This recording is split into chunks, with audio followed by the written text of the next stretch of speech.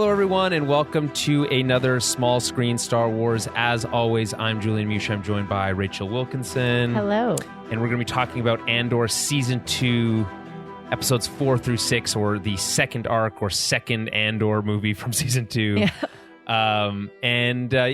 We're not going to get into all of the stuff that the preamble we had last week, where we had Star Wars Celebration to cover. I do have one thing I want to talk about. I did go see the 20th anniversary release of Revenge of the Sith.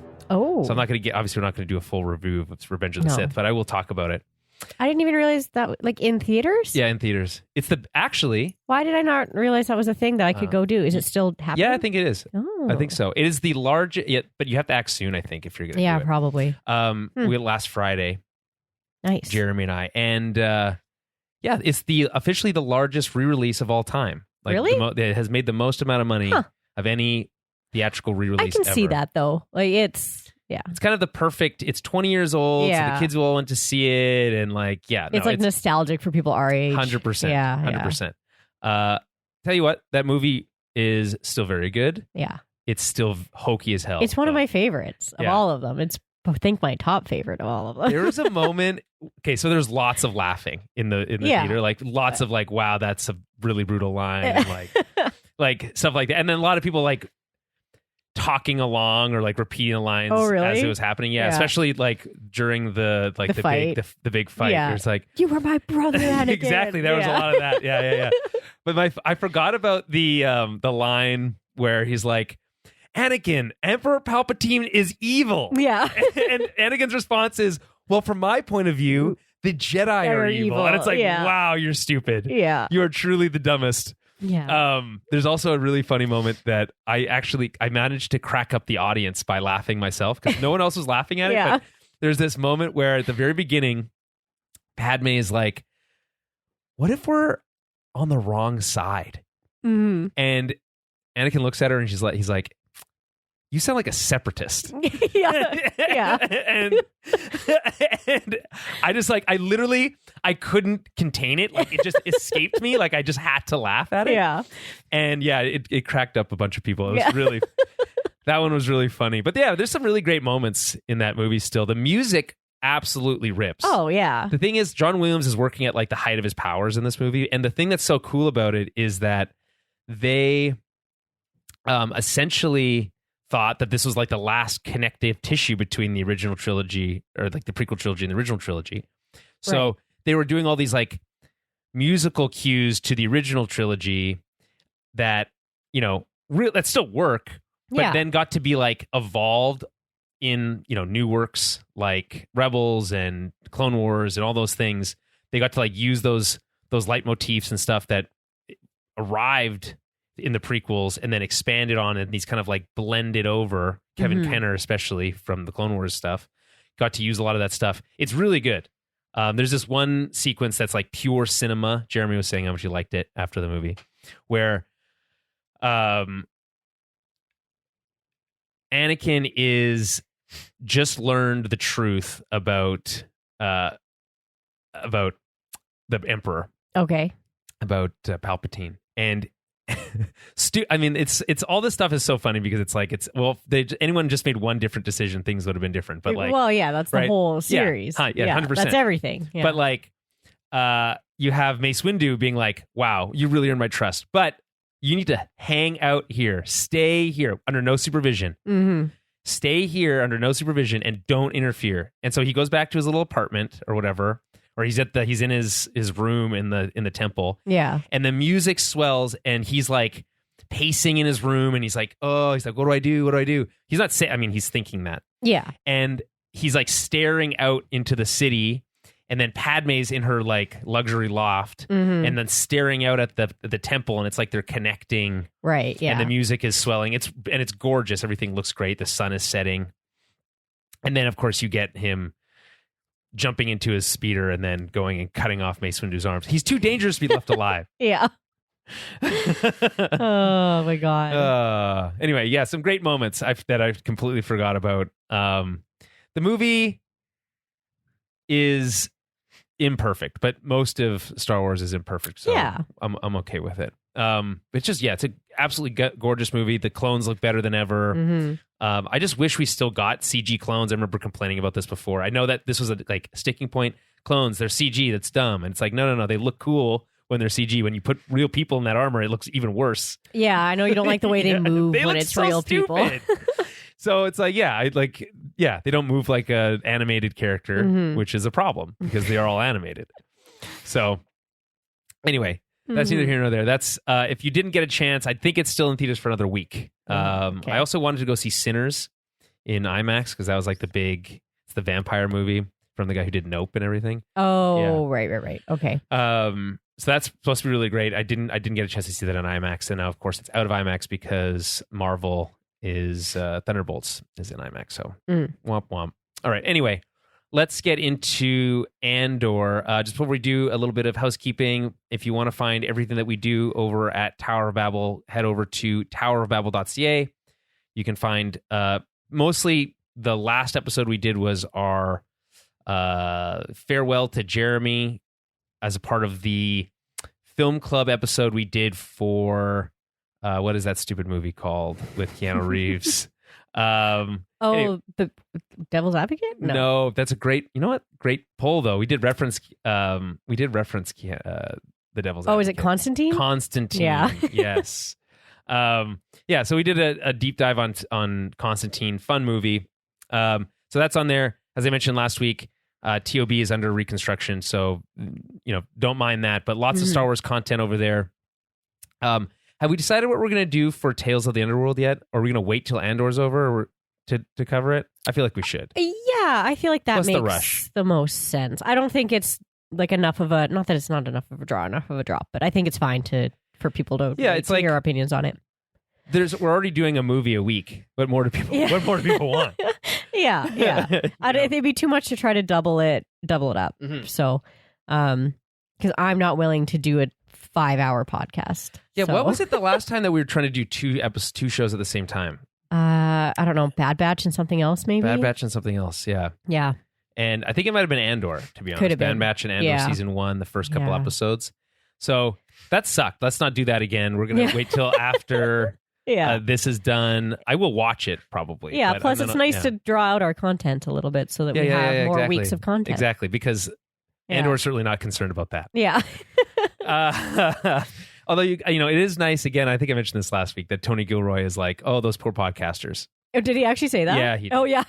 Yeah, I feel bad. It's just the way it has to be. So, yeah, well, at least he acknowledged us, specifically us. Specifically us. Yeah, friend of the show. I'm actually, Tony Gilroy. I'm wondering if we made a mistake in not reaching out to Lucasfilm and to get screeners for this show. And maybe we should have, I don't know if we have the poll for that.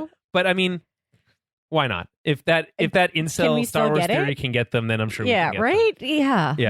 Yeah. That guy. I can't. I did laugh at that meme you said. Yeah, it's really funny. Yeah. Anyway, there are lots of Star Wars. I mean, what is nice about having moved off of Twitter and onto Blue Sky is there's less crazy people. Yeah. Which I should start posting more on there. If I was Saw Gerrera, I wouldn't have, that would suck for me because he's clearly insane. Yeah. But I'm not, so I actually like dealing with the sane people over there. Mm-hmm. And I don't get to see, or I don't have to see a lot of the Andor isn't Star Wars. It doesn't have all the adventure tropes of Star Wars has and all that stuff. It's like, who gives a shit? Yeah. So yeah, there's that. Things can be different and still good. That meme was like, oh, Star Wars is, or Andor's too dark for Star Wars. And it was like, oh yeah, well, I have a show for you. Yeah. Here's a show. It's the Young Jedi Adventures, which is literally for toddlers. Yeah, right. Which is a funny, jab. That's insane. Yeah, whatever. It is funny, the difference between those apps these days. I haven't opened X or Twitter in forever. It's good. Don't. It's not worth it. Threads just feels like it's a lot of just people posing questions for engagement. Yeah, 100%. And it's just the dumbest question. It's like, hey, women, what are some red flags for men? It's always it's like that all the time. Yeah, it's actually crazy, and I feel like I'm taking crazy pills because they do get a lot of engagement. They do, right? And it's like, it's are you guys not able to tell that this is clearly bait. Like, Yeah, I just don't get it. Honestly, boomers on there too. Like, oh, maybe because but like, how many boomers are on Instagram? I feel like the line between Instagram and Threads is like pretty strong. I don't know. It pushes you. Instagram is always trying to push you over to Threads. Mm-hmm. I find it is, and it gets me all the time. Yeah, I'm like, well, that looks interesting. It's a picture, and it's like, oh, what? Why? Yeah, if you're posting pictures, post them on Instagram. Threads is not for pictures. Yeah, right. Anyway, but yeah, I need to start posting on Blue Sky more because I think that would be more fun. It is more fun. Maybe we can drag some more people to come over here and listen to us from there. It's a lot more refreshing and less stressful. So anyway, you can follow us on Blue Sky. Just search for Tower of Babel podcast over there. You can find me on there as well, Julian Mush. I post mostly about like not Star Wars stuff, hockey, right? Urbanism, etc. I got really excited about. Turns out Winnipeg Transit is going to be investigating a new fare system, so you can like pay with your credit card or like pay with tap.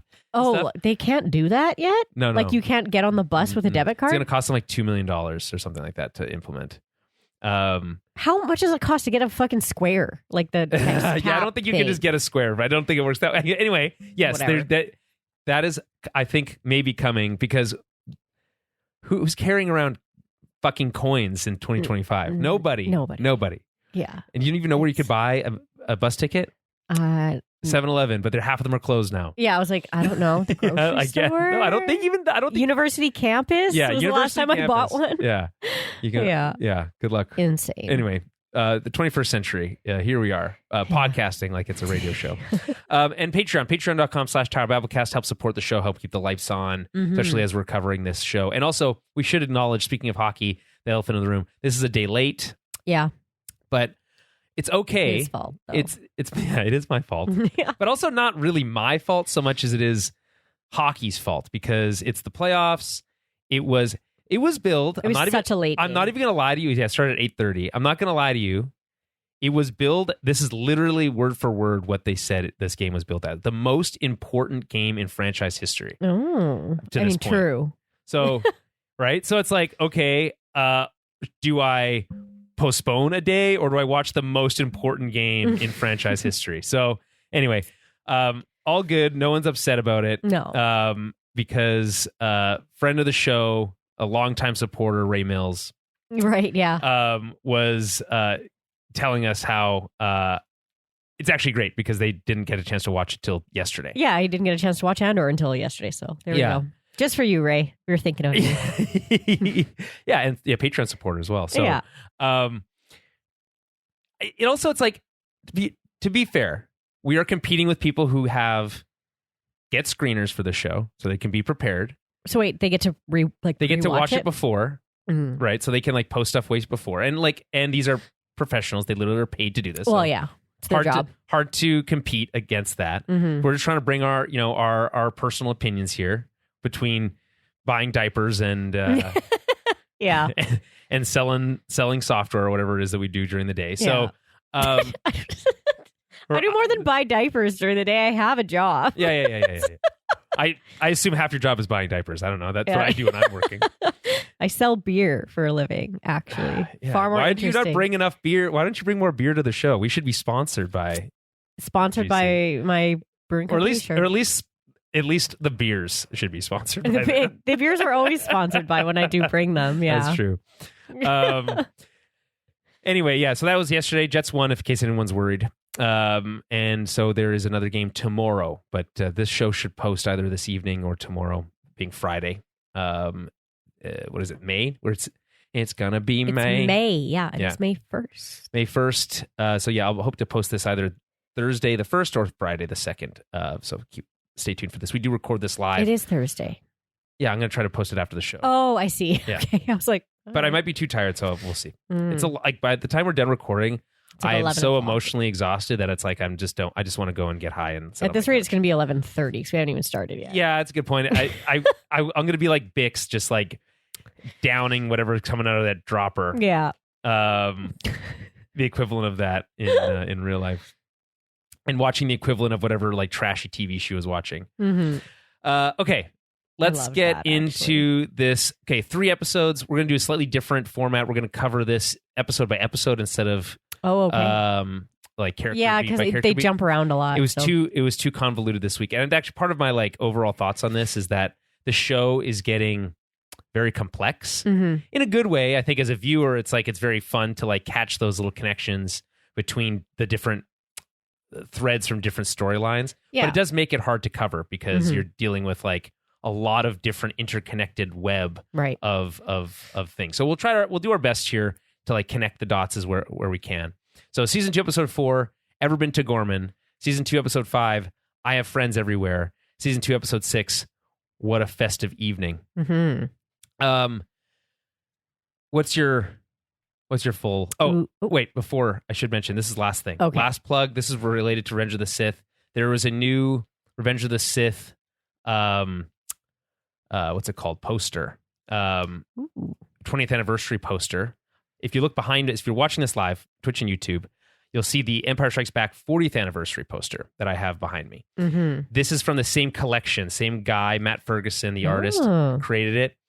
So it's for sale as we're on live right now. I don't know how many copies will be made available and for how long. There are 4 different versions. There is a regular and a Japanese, and then there's a variant and a Japanese variant that you can buy, and they're full-size posters. Well, Winston has some things to say. Anyway, it's a very good boy thing. Yes, he's a good dog, but sometimes he gets upset with what's going on upstairs. And anyway, so I highly encourage people if they like these posters, like jump on it. They come back occasionally from time to time on sale, but like not as often as I like. I literally follow Matt Ferguson on anything I can follow in case they come on sale. Oh, okay. Because I need to complete the set. I also have the Empire series. I have Empire, as you said, as I saw behind me. I also have Return of the Jedi, which I think that I got the variant. I think the Japanese one, right? I can't remember now exactly. It's not framed yet, and this one's going to come in the mail in like 2 months, and then I'll leave it in a box for a year until I can get it framed or have more space. Yeah. But long story short, highly recommend this artist, this collection of anniversary posters.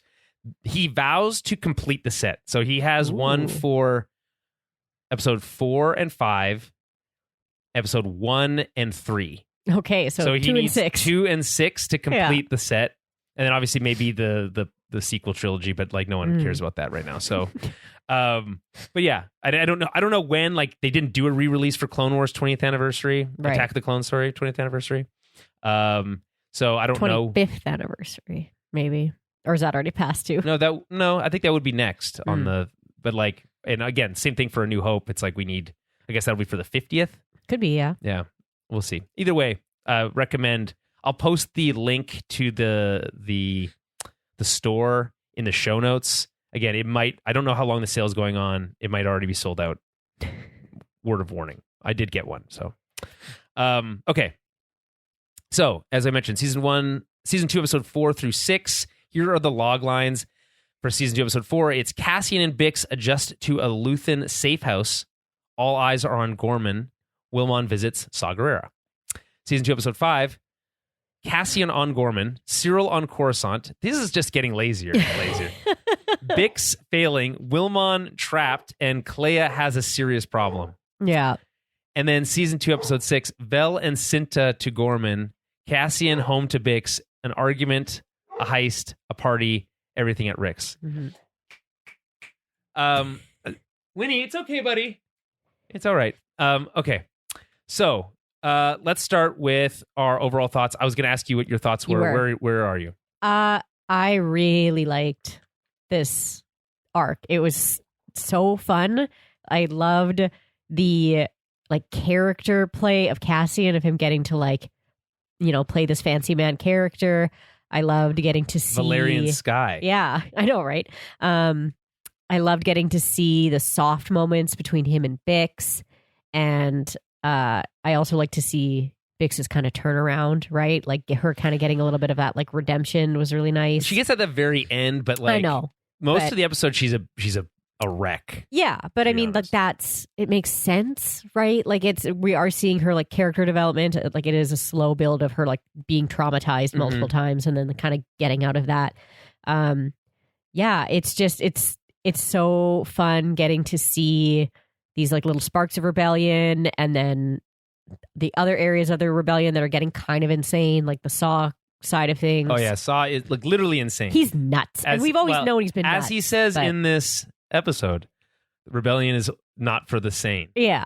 But it's like, it just feels it was really tense. Everything felt really tense. It felt, there was weight to a lot of it. And it was like the heaviness feels like it's like the characters are feeling the weight of the oppressive thumb of the Empire pushing down on them even further. Yeah. Especially Mon, I feel like is coming more undone all the time. Yeah. I saw a really funny meme the other day where it's like, we need to really better understand what happened to Mon Mothma to go from wearing all this really nice stuff to literally not caring at all even what her hair looks like. Because it cuts to like what she looks like in Rogue One, and it's like, and obviously they're like clearly trying to ape what she looked like in A New Hope, and it was a different mindset and all that stuff. Right. But it is a big difference, like her with how she carries herself and the hair and all that. Of course. Polar Knights has a question for me live. Again, you can join us in the chat and hang out with us. It better be appropriate, Polar Knights. That's the caveat. If it's not appropriate, I won't answer. And that's my prerogative. I'm allowed to. I think that's fair. Oh, okay. Yeah. Rachel was on time. I was on time. I was technically late. He was. Yeah. He was still making notes when I got here. So. Yeah, but Winston needed to get walked, and last week he didn't because he was with. Anyway, that's fine. If Winston does take precedence over everything. So. yeah. So finally, someone understands. Yeah. Anyway, yes. Thanks, Polar Knights, for keeping me honest. Thanks for keeping me in check too. Yeah, no, that's good. We got it. It's good to have somebody watching over your shoulder, like Cyril. Yeah. With his little like peons he has checking their watch. Gorman. Yeah. Yeah. For me, I think everything you said is entirely correct. I will say that I feel like less quote unquote happens in this arc that I would have liked because and I say that knowing that the show knowing what the show is, when the show is not about those big moments, though. Right. When you present a format like they presented this year with this 3 hours, it's essentially this movie that we're getting every week, and it's amazing. I truly, I'm just, my jaw is on the floor of how good everything looks. Yeah. How elaborate the sets are. The use of again, the writing is just next level. It just feels like we'll never, I know I said this last week, but we'll just never get anything this good again. And it's it's kind of I feel anxiety watching the show thinking we're okay. We only have 2 weeks left. Yeah. And and then it's over. I know. And then, and then Rogue One, obviously. But, I just feel like I would have liked for more to have happened, because now what happens is I think we are going to see the Gorman massacre. Yeah, we have to. Yeah, in next week's arc, I think. But setting up something that happens a year later feels kind of not that exciting to me. Right. Yeah. And while I understand that the work that they did in this episode is important, right? Getting to see Andor really be the he's truly a super spy. In this. Yeah. By now at 4 BBY. He's already a super spy, and he's so good at reading the situation and reading people, and we get to see that, and that's cool. And there's all these other little interconnected pieces of this web, and we'll talk about all that. And I love the allusions to the French Resistance, and they talk about that in the behind the scenes stuff. But I just feel like this is a lot of setup. There is some payoff, but a lot of setup for a show that has a lot of time to give you more payoff in a 3-episode arc than we get here. Right. And so that's a little frustrating for me. But on the whole, you just really can't complain, because the performances are still next level good. The this exploration, there's this great line from Stellan Skarsgård in the behind the scenes video about how it's all about empathy. The rebellion's about empathy. Right. And every time one of these actors opens their mouths in this behind the scenes video, or anywhere else in any of the interviews that you see, or any of the breakdowns you listen to, you're always hearing some new perspective, something interesting, some angle you didn't necessarily consider, some piece of humanity that's exposed to the viewer through this show. And sometimes it's I clocked that, but I didn't think it through all the way. And then sometimes I Yeah. hear it and I'm like, oh, of course, right? Yeah. And that is so special because like that's like really what you're looking for from any of these things, like to like reflect reality, reflect humanity back at you. You talk about movies being empathy machines. There's that to make you feel something, and the best way to make you feel something is to make you relate to something. So it's like it all works. Yeah. It just makes me sad that it's going by so fast.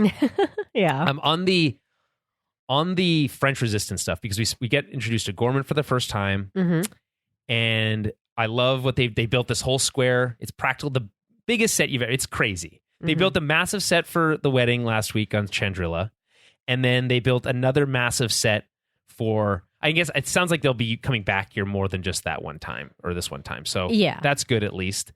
It's just so beautiful. And it's so cool, like these northern Italy vibe. They're clearly allusions to Paris here. The Palmo being the capital city, capital P, Palmo, Paris. And like then they started talking about in the Screen Crush recap, friend of the show Ryan Airy and his team talking about how the signs had both a Gorman language and classic Star Wars. Oh, like basic? Yeah. Yeah. And so... Orbish. Yeah, exactly. And it made me think, oh, you know what? I can bring this one layer deeper. It's like the Quebecois. The Gormans are like those from Quebec because they are, their language is like this. It's really, I can't believe they did this also. They created a new language essentially, which is like a variation on French. They use, what do they say? French phonetics. Phonetics, yeah. To create a new language and then, or new vocabulary. And it sounds like it's when they're speaking, it's like that is French, but if it was just like gibberish words. Isn't that what the minions speak? Gibberish French? Yeah. I don't know. It's like really sped up, like gibberish French. Oh, really? I don't know. If that's true, that's funny. Yeah. But really? That's why are they so popular? What is it about the minions that makes them funny? Okay. My kid loves them and he can't even like speak because because it's like all slapstick. Yeah, they're just like goofy, easy humor and they have dumb names. It's do you know that there's a whole lore about how the minions were like asleep during World War II, which is why they weren't helping Hitler? Oh my god. Is that funny? Yeah, that's wild. Yeah. Anyway, I heard that on another podcast, and I was like, "That's like something I need to hold on to." As like, because they just need to have a way that like they weren't, because they're always trying to find the most evil person to like work for, and they just needed to find a way to avoid Hitler. How do we avoid Hitler? No, they were asleep. They were all sleeping. Hilarious. Oh my god. Okay, so the Gormans are like the Quebecois. Okay, so think of here's my analogy. Think of Canada as the empire, right? Okay. Mostly a monolith, in the sense that it's mostly English speaking everywhere. Yeah. And, a centralized government with this like unique piece of, and obviously there's a lot of unique planets, but I'm just like, in this specific case, this is the analogy they're drawing is to the French resistance. So yeah, in Quebec, there's English and French signs all over the place. In Paris, it's mostly French signs. You're not going to see a lot of English signs anymore. Right. Yeah. Right. So this is this like blending, merging, and because their economies are so intertwined, just like the Quebec economy is intertwined with the Canadian economy, so too is the Gorman economy. Quebec has more than just maple syrup that it can export, whereas apparently Gorman only has the like they're a mono economy with only the threads or whatever. But that's like way too complicated for even Andor to get into. Is the economic impacts of only having one export. So it just, and then like this idea of like holding on to your culture in the face of like of this like monoculture concept where it's like everything is the empire except for us because we've always been French and we don't want anyone to take that away from us. Yeah, which is like so ingrained in the Quebec culture. Just like it is in the Gorman culture. They have their own like little ways of speaking, their own little traditions, and it's different from everything else, and it makes them easy to other, right? Which is what the Empire is doing to the Gormans with their propaganda. So I think it's a cool little illusion, and it's a little bit. And by the way, there was a little like mini. Remember in the 70s? Actually, neither of us were alive, but in the 70s there was that whole like separatist movement, and there was like bombings and stuff in Quebec. So it's like, Right. there's some connections there. All right. Isn't that still kind of what the Bloc Québécois is? Yeah, that's their official party policy. Yeah. But they know it's not really like tangible, and they Yeah. can't ever get enough seats for that to matter. Yeah. So they ultimately become a party that advocates solely for Quebec. for Yeah, Quebec, yeah. which is like, I just encourage the Albertans to consider maybe they should just start their own party.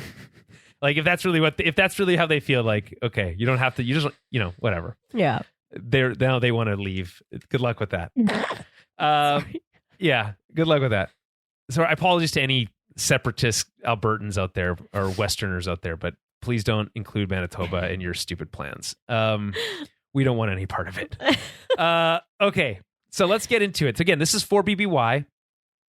And so we've done a year, 5 BBY last week. This is 4 BBY this week. It'll be 3 BBY next week, if you're keeping up. Mm-hmm. One of the things that has been like circulating around the internet is like, what's going on at the same time? Because we know that other things are happening. So here's a couple of things that were mentioned in the Screencush video. Ezra and Kanan fought the Grand Inquisitor in 4 BBY. Okay. Right. Leia becomes a junior senator. Mm-hmm. So we do see her dad, or adopted dad. Bale. Are we going to see him again? Yes. Okay, because I was like, that's insane to bring in a new actor for like that one. Yeah. So yeah, we should explain that. So Interaction. Jimmy Smits normally plays him. Yeah. They couldn't get him due to scheduling conflicts, so they got Benjamin Bratt to do it, and he looks a lot like him actually. He does. Yeah. Um, It's hard because he's in Modern Family. He plays Manny's dad okay. in Modern Family, so it's like all I see when I see his face. But, Okay, I don't see that problem. yeah. So what I can't remember which interview, or I've been watching and listening and taking in a lot of Andor content lately. Yeah. So one of the things he's talked about was, let's get Benjamin Bratt into this scene as he has an appearance, so that people can get hey, it's a different actor off their chest, Right. and then we can bring him back later to do more work. Okay. And like once he's established as Yeah. this is Bail Organa. Organa in Yeah. this show. Yeah. And it's like, it is a bit weird, but at the end of the day, it's Yeah. like, whatever. We know the character is the character. You can recast people if you need to. Yeah. Tony Gilroy talked about how difficult it is to use legacy characters because Mm-hmm. scheduling, it requires them to be paid a lot. Right. So it's like they get paid full freight for like 1 day of work or whatever, and all this stuff. So he tries to avoid it. And he also talked about, I don't think we talked about this last week, but he talked about how he didn't want to use Vader again Mm-hmm. because he said, listen, I did that already. It's very limiting. He doesn't have a lot to say. Yeah. He doesn't have a lot He to doesn't say, have a lot yeah. to say. And he's like, so I've already written Vader once. I prefer not to do it again. Mm-hmm. And so we're not going to see the Emperor and we're not going to see Vader Yeah. in this. I feel like not seeing the Emperor is a missed opportunity Yeah. because Ian McDermott's so amazing. Oh, yeah. He's awesome. And it would have been great to have one last like confrontation Yeah. between Mon Mothma and Ian McDermott. And maybe Mhm. they're just lying to us, and maybe I'm not going to get my hopes up. Yeah. But anyway, that's But yeah. likely we're not going to see him. He's kind of the puppeteer. He's away. We can't see that guy. He's Mhm. too far above us. So also in 4BBY, Ahsoka appears as Fulcrum. She's outed, or she reveals herself as Fulcrum. And then during the events of this part of the timeline, there's a time jump in Rebels, and that's where this arc takes place. So we don't actually know exactly what's going on with the Rebel crew during these exact moments. Is that in between like Ahsoka fighting Season Vader? 2 and 3, I think. Like when Ezra pulls her out of the... That's right. Yeah. Vader was fighting Ahsoka during the... Actually, no, that's not true. During the Season 2 premiere arc last year. Season 2 premiere. Right.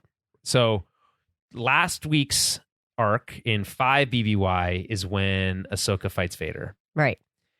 And so that's part of the reason Vader is not active during this stuff, is that he's out hunting Jedi. Yeah, he's hunting. Yeah. He's busy. He's always busy doing something. Yeah. Your hokey religion won't save you this time, Vader. But that means Thrawn's around. Yeah, I guess. Right? I don't think we're going to see Thrawn No. either. Also a missed opportunity because, like, again, bringing those Thrawn's characters so in. cool. But that's something that, like, I think Star Wars would normally do, but that's not something that Tony Gilroy is interested in doing. Yeah, and it's like, you got to respect the dedication to, no. We're just telling this story. These are the characters. We already established them. We're not I'm not going to use other characters. It doesn't like he's literally using his own characters. He brought in Orson Krennic back, right, and all that stuff. So yeah.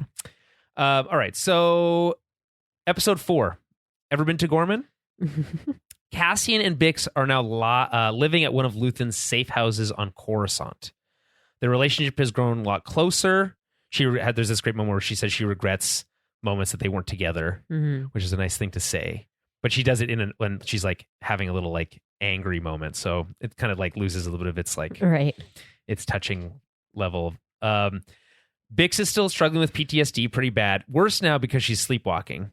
Yeah, carrying a gun. Not a good combination. Yeah. Although it would have been worse if she was on Narkina 5 because she would have zapped herself. Yeah. Definitely worse there, yeah. Like, why couldn't they just be like a door to the cells? To the cells. Too much money. Yeah, we got to say. Rather zap. They're like, we can save 500 million credits by not putting doors on these cells. Yeah. Great. And Done. It's worse for them. Right. And if we put the water pipe behind this one panel instead of somewhere else, another 500 million. Mm-hmm. Yeah. Big mistake on their part. Anyway, she's still having PTSD. She's specifically still thinking about Dr. Gorst. We get another Dr. Gorst dream at the beginning of this. Yeah. Got to respect them committing to the Dr. Gorst stuff to pay it off at the end of this week. Right. Yeah. Right. So yeah, what's fun about this, fun isn't maybe the right word. Actually, speaking of fun, we should rewind back to last week. There was a lot of debate about the like quote unquote if Star Wars needed to have a sexual assault scene in the nature that we saw last week. But and maybe we didn't like if we didn't give it the right like level of weight. It is important to say like, we talked about how it's novel for Star Wars to have a rape scene. But or attempted rape at least. But to me it fits the tone of the show, so it doesn't seem out of place to me. No, it doesn't seem out of place to me, and I think that is important because that's probably happening all over the place in the Empire. Probably. And that's like a valid thing, and that is a thing that happens in like times of like war and times of conflict and times of like power takeovers. That's Tony Gilroy's perspective. Let me play devil's advocate or like shitty Star Wars devil's advocate for a minute and say that like, well, that might be true, but Star Wars isn't usually about showing us that kind of thing. Yeah. And that it has historically been for kids.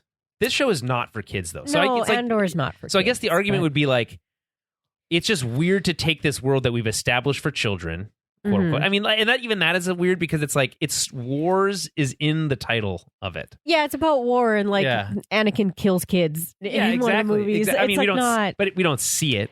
Yeah, but there isn't an actual like. There is also not an actual rape. Yeah, it's like an attempt or like whatever. It's right, but it's like but it'd be different. Yeah, I don't know. I think that there's weight to that, and there's weight to that in a way that like people can relate to how scary that is, and people can relate to like how fucked up that is. Right, and and it's just making the Empire look more evil, which is we're always trying to show how evil they are. Right, and it's another level of that like power dynamic and the corruption and like all the like shittiness that they're doing. And you want to know the craziest argument I saw online? Yeah, was that I think it might have even been our friend Star Wars Theory himself who might have perpetrated spread this around, but it was like that.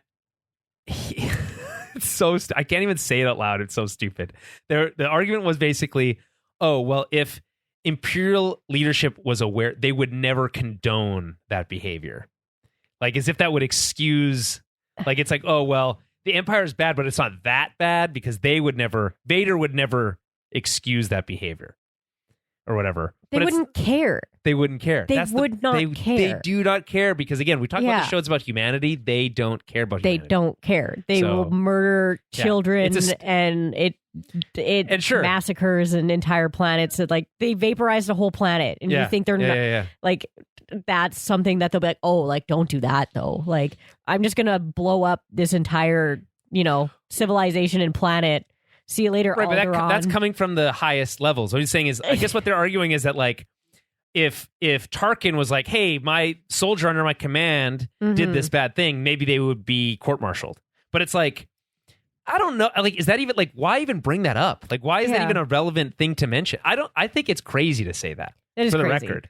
So it's crazy to think that the Empire would care. Yeah, that's a crazy thing to say. Yeah, because like again, it's like maybe they draw the line there. That's where they draw the line. Mm-hmm.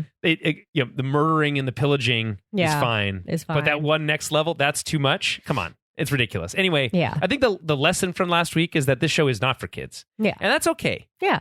And I think there was like a trigger warning thing at the beginning of last week's episode. Anyway, so again, just pay attention to those things. Mm-hmm. Yeah, absolutely. A lot of people let their kids watch all sorts of Star Wars stuff. Just, people let their kids watch Deadpool. So that's kind of, yeah. I mean, yeah. Would you rather your kids see attempted rape or gratuitous violence and swearing? I guess like that's the question. I get like that's for each parent to decide what they think is right. And like maybe when they're older, it's like it's handled in a mature way that like you can have a conversation about like this is a good example of like why this is crazy and you should never act that way. Yeah. Because it's not played as like a jaunty thing. No, right? It's a weighted, heavy, like terrible thing, right? It's not played off lightly. It's so and like other stuff has been played off lightly in Star Wars in the past, but like like for instance,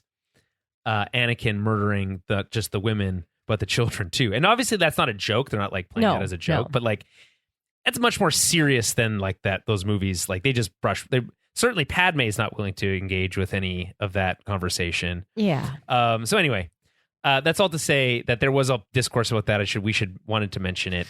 I think we agree that it fits into what this show is. Yeah. Maybe it wouldn't fit into A New Hope, but it fits into what this show is. Yeah. Yeah. Sure. Okay, so back to where we were. Cassian and Bix. Cassian's being very protective of Bix because she's like not doing well. Yeah. Anyway, this dream that Bix has of Dr. Gorse is interesting, is what I was talking about earlier, because she's having a dream about an Imperial soldier being tortured at the hands of Dr. Gorst. But later we learn that Imperial soldier is a soldier that Cassian killed because he saw Bix's face. Yeah. And this is like a sticking point that like is a friction point for them for the entire episode, basically, or the three over the arc, because she is trying to live this quote unquote normal life, or would like to try to live some semblance of a quote unquote normal life. Right. But Cassian is like, that's not available to us. Like we can't, and really trying to hammer home that we are at war. He even says it's like, we're at war. Not everyone might not know that yet, but we are, and we have to act accordingly. Right. So the part of her arc is her becoming a soldier again, as we see at the end of the series of this arc. And her coming to terms with like, that whole thing. I love the line where she says, if I'm giving up everything, I want to win. Yeah. Which is like, that's such a great, simple way to boil it all down into like, what do you believe in? And if you truly believe in it, like, what are you willing to give up? And like, what are the stakes?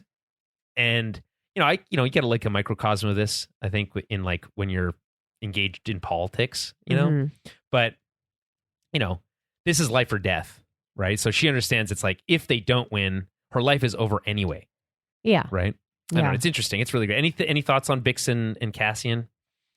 No, I mean, it's definitely like, it's compelling, right? Because I think she feels guilty that this young kid soldier had to die just because he saw her face, and it's to protect her. And she feels like, well, that wasn't for the rebellion. That was to protect me. And that's different.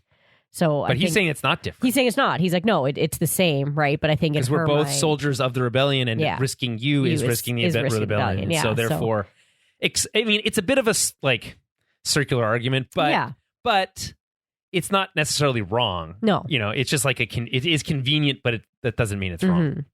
Yeah, but it is those kind of like struggles in morality for her of like, was that for the rebellion or was that just to like keep me safe? And right. Like she feels if it's for the rebellion, it's worth warranted, but if it's just to protect her, it's not. Well, does she So- not feel like she's a part of the rebellion? I guess that's the I think question. she does, but I think it's more of like that in the long run, she didn't think it had a relevant thing to the rebellion. Like she was like, that was just personal. Like that wasn't, the long game kind of thing. Like he didn't matter in the long game. Like if he hadn't seen my face, you wouldn't have killed him sort of thing. Right. So I think it's just like her struggle with what Guilt. is right and what is wrong in this war and in this kind of battle. Right. The struggle of right and wrong in this show is like half the show. Yeah. Right. Yeah. It's like what, if for Luthen, for example, he's dealing in like a lot higher stakes than Bix. She's like one person's life.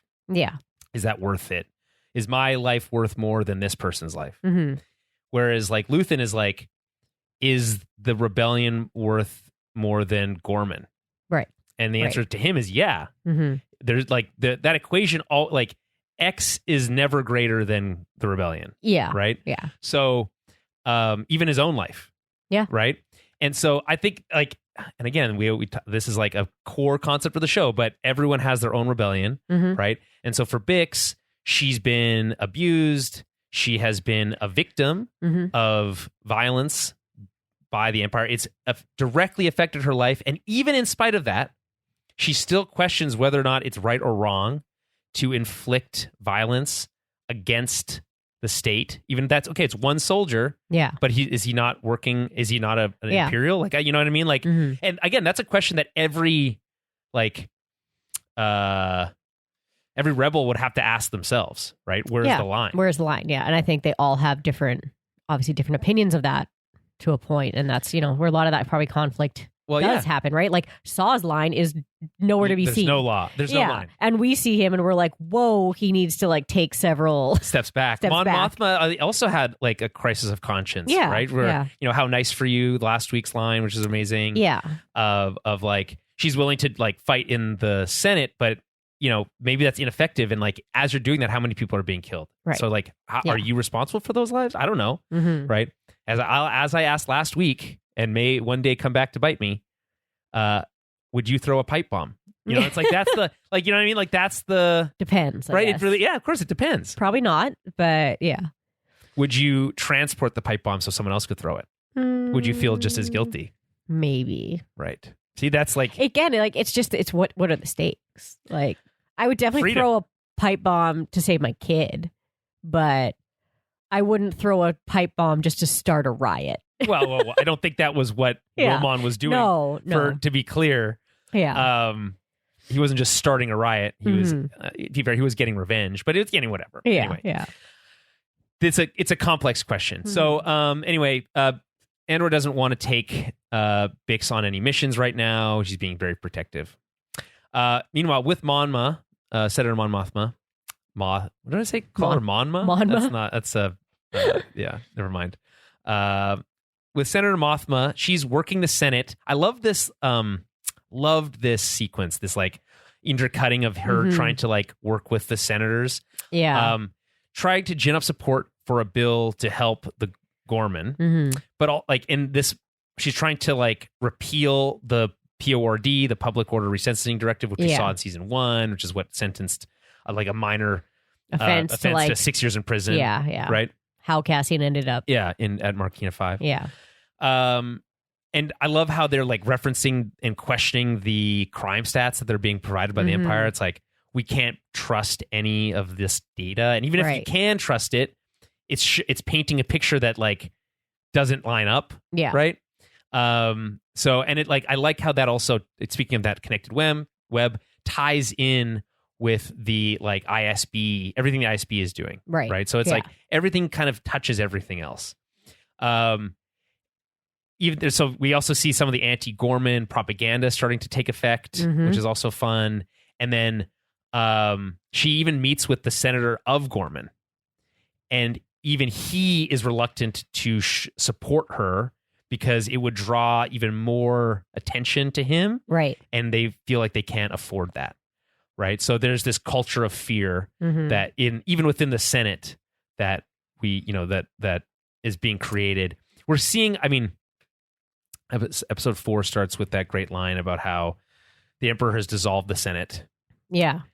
And we know that, Mon Mothma, who believed truly of anyone believed in democracy, right? Yeah. That the Senate chambers was like a temple of like the people's house, all that stuff. Mm-hmm. And she even lost faith in it. Yeah. And its ability to actually be anything more than just a collection of puppets for well, and I the think that's Emperor. what they're kind of showing us too, is like they're showing us like how she's slowly like getting more disillusioned with the Senate, right? Just Right. being like, fuck, like I can't even. And hairstyles. Yeah. There's no point in me. Not that there's no point, but she's like trying to like help things. She's trying to do what she can. And she's just like, no one is on her side. No one's listening. No. Like no one wants to bother. Well, they don't want to. Draw They don't want. attention to They don't want. themselves, They don't yeah. want attention because attention brings Yeah. more imperial scrutiny, and that more imperial scrutiny means who knows what. Exactly. Because you never know what you're going to do. The next second, you might be breaking the law. And you don't even know what you've done wrong. Yeah. It's like she's Right. trying to fight the good fight from the inside, but it's just like not You working. can't fight the machine from inside the machine. Yeah. It doesn't. I think this has been proven over and over and over again. It does not work. Yeah. Anyway, good Not luck. when with- the Jedi aren't there to back you anymore. What do you mean? The Jedi were trying to overthrow the Senate. Yeah. I know. Didn't you know? Yeah. There's a great okay, so in Revenge of the Sith, there's this line where Padme is like right before the great this is how liberty dies moment. Right. It's so weird because she says that at the same scene where she's like sitting there and she's like intently listening to Palpatine, and he's like comes in, someone's coming in, I can't remember who it is, and it's like, the Chancellor is just expanding on the Jedi plot to overthrow the Senate. Like she's like so involved in Right. like, wow, can't believe that that's actually happening. Mm-hmm. But like she's willing to buy into that, and then she's also at the next time she's like, oh wow, look at him use that to overturn the. It's like there's the characterization, especially for Padme, is like all over the fucking place in the entire prequels trilogy. It's wild.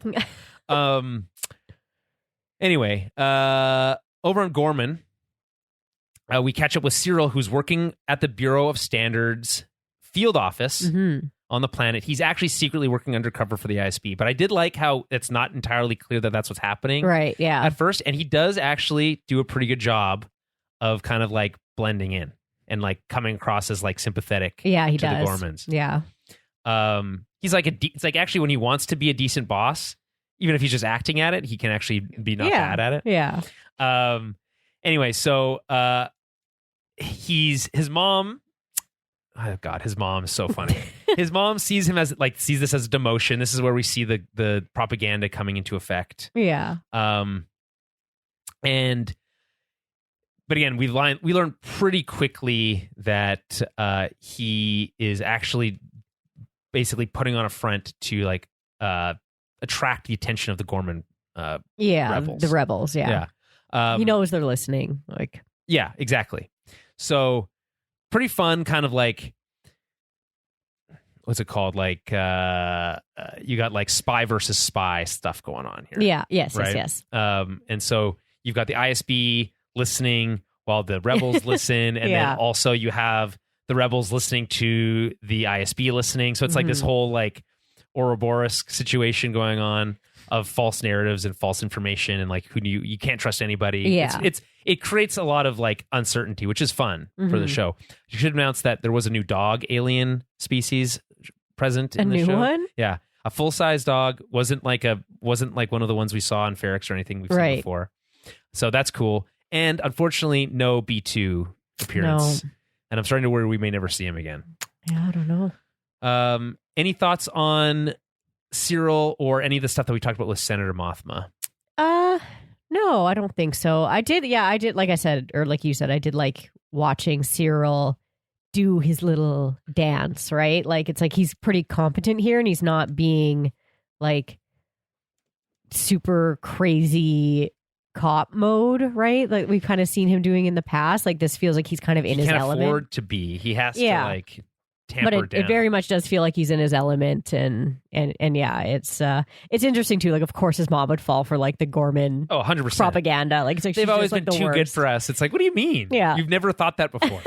Yeah, yeah, right. But like, it's also fun for he gets a chance to be like, he knows it's propaganda. yes, And then he gets to like call her on being an idiot, which is like a fun thing that he gets to do that he probably wouldn't really get to do with his mom. Yeah, exactly. So anyway, there's more protests against the Empire. They're a pretty common sight now on Gorman.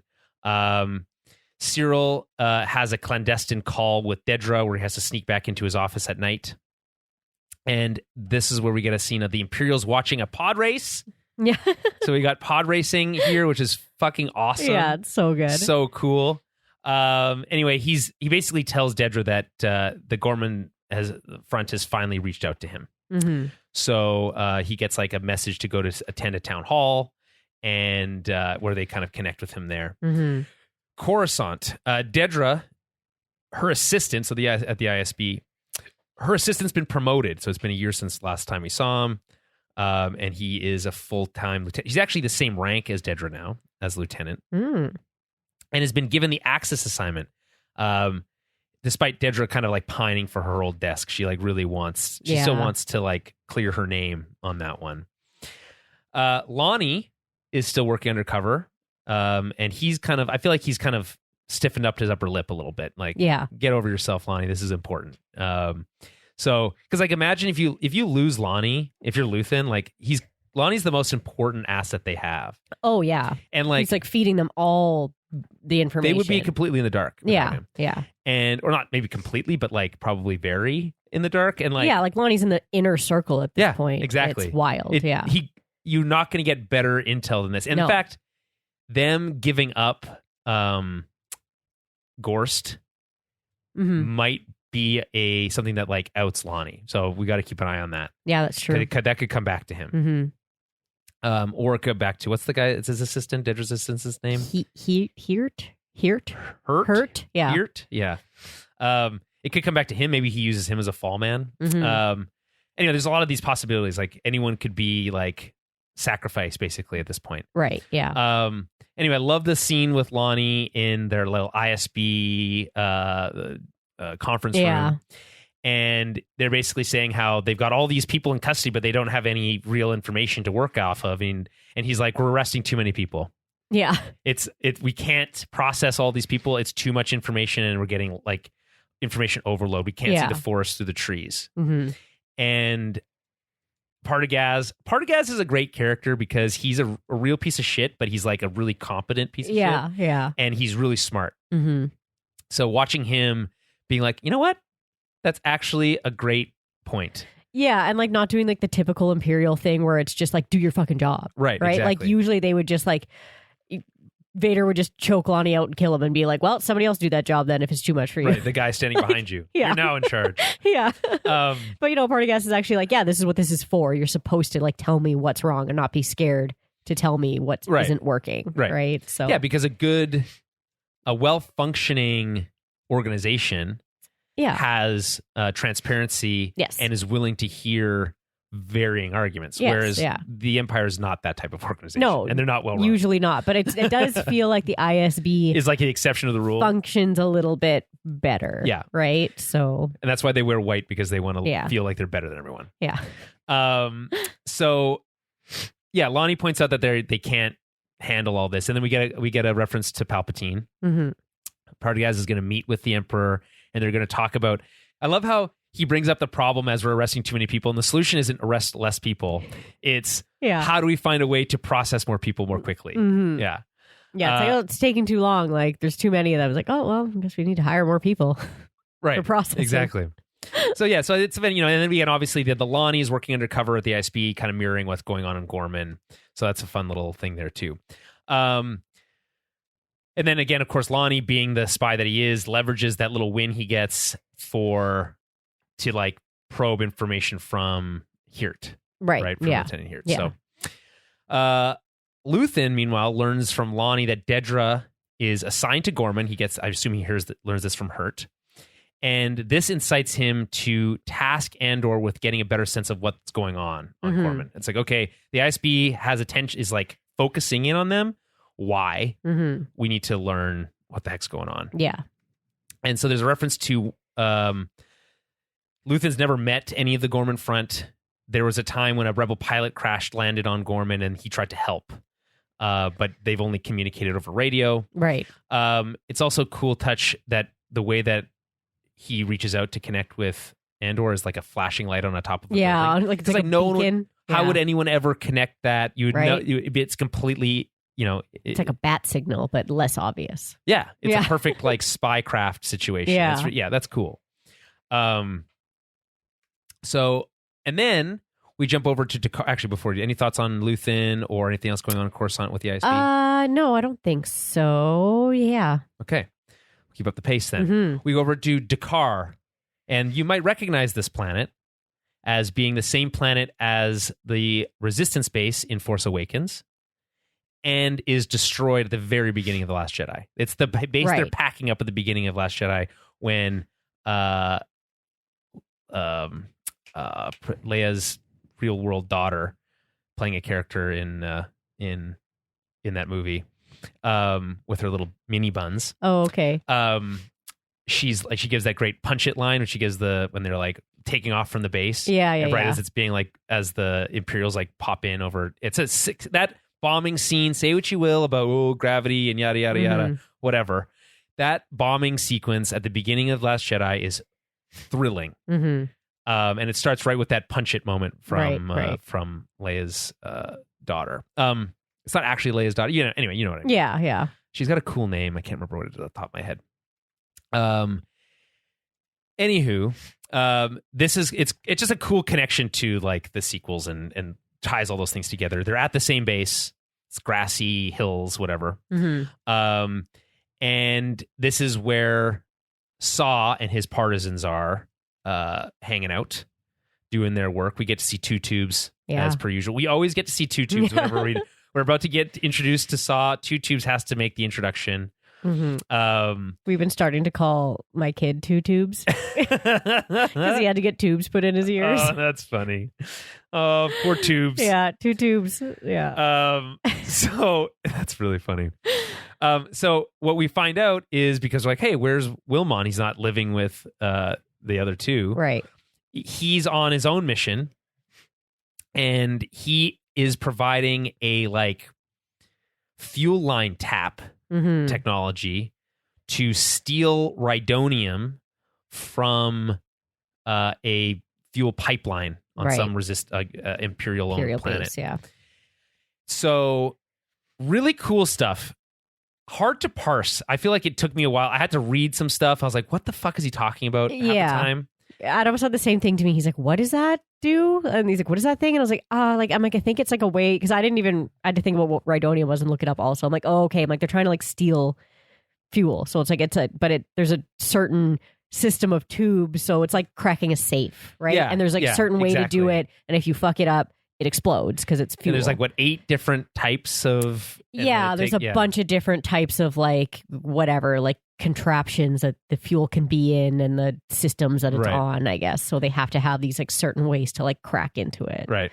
But, so this is from Wikipedia. Rhydonium, also known as Rhydo for short, was a volatile starship fuel, highly explosive. It was dangerous to salvage, and its fumes were harmful to human health. It could be found on Abafar, Kimiji, Morak, Sarkor, and Triagaria. So it's like all Star Wars fuel. Like coaxium is the same way. It's like also super volatile. I mean, what fuel do you know of that's not super volatile? Yeah, that's true. Yeah. Gasoline's explosive. It has more explosive power per ounce than anything in the world, as far as obviously they're like of that type of fuel. Obviously things like atomic energy. Yeah, I was like, but yeah, it's crazy. But like, yeah, like, okay, you want to have, gasoline, we don't have gasoline cars. We're going to have hydrogen fuel cell. Hydrogen also is highly explosive. So it's like, whatever. It's not that, the cool part here is this like, and I don't remember if this was a part of, because I feel like we last saw Rhydonium at that like work camp that in Bad Batch, where they pick up that old Imperial officer Yeah, I don't know. I think that's where, but again, I think one of the things, and they're always wearing masks when they're working with it, and that's yeah, cool. because like the fumes are bad for you. Yeah, but I just saw is so nuts. Oh my god, he's a true psycho. Yeah.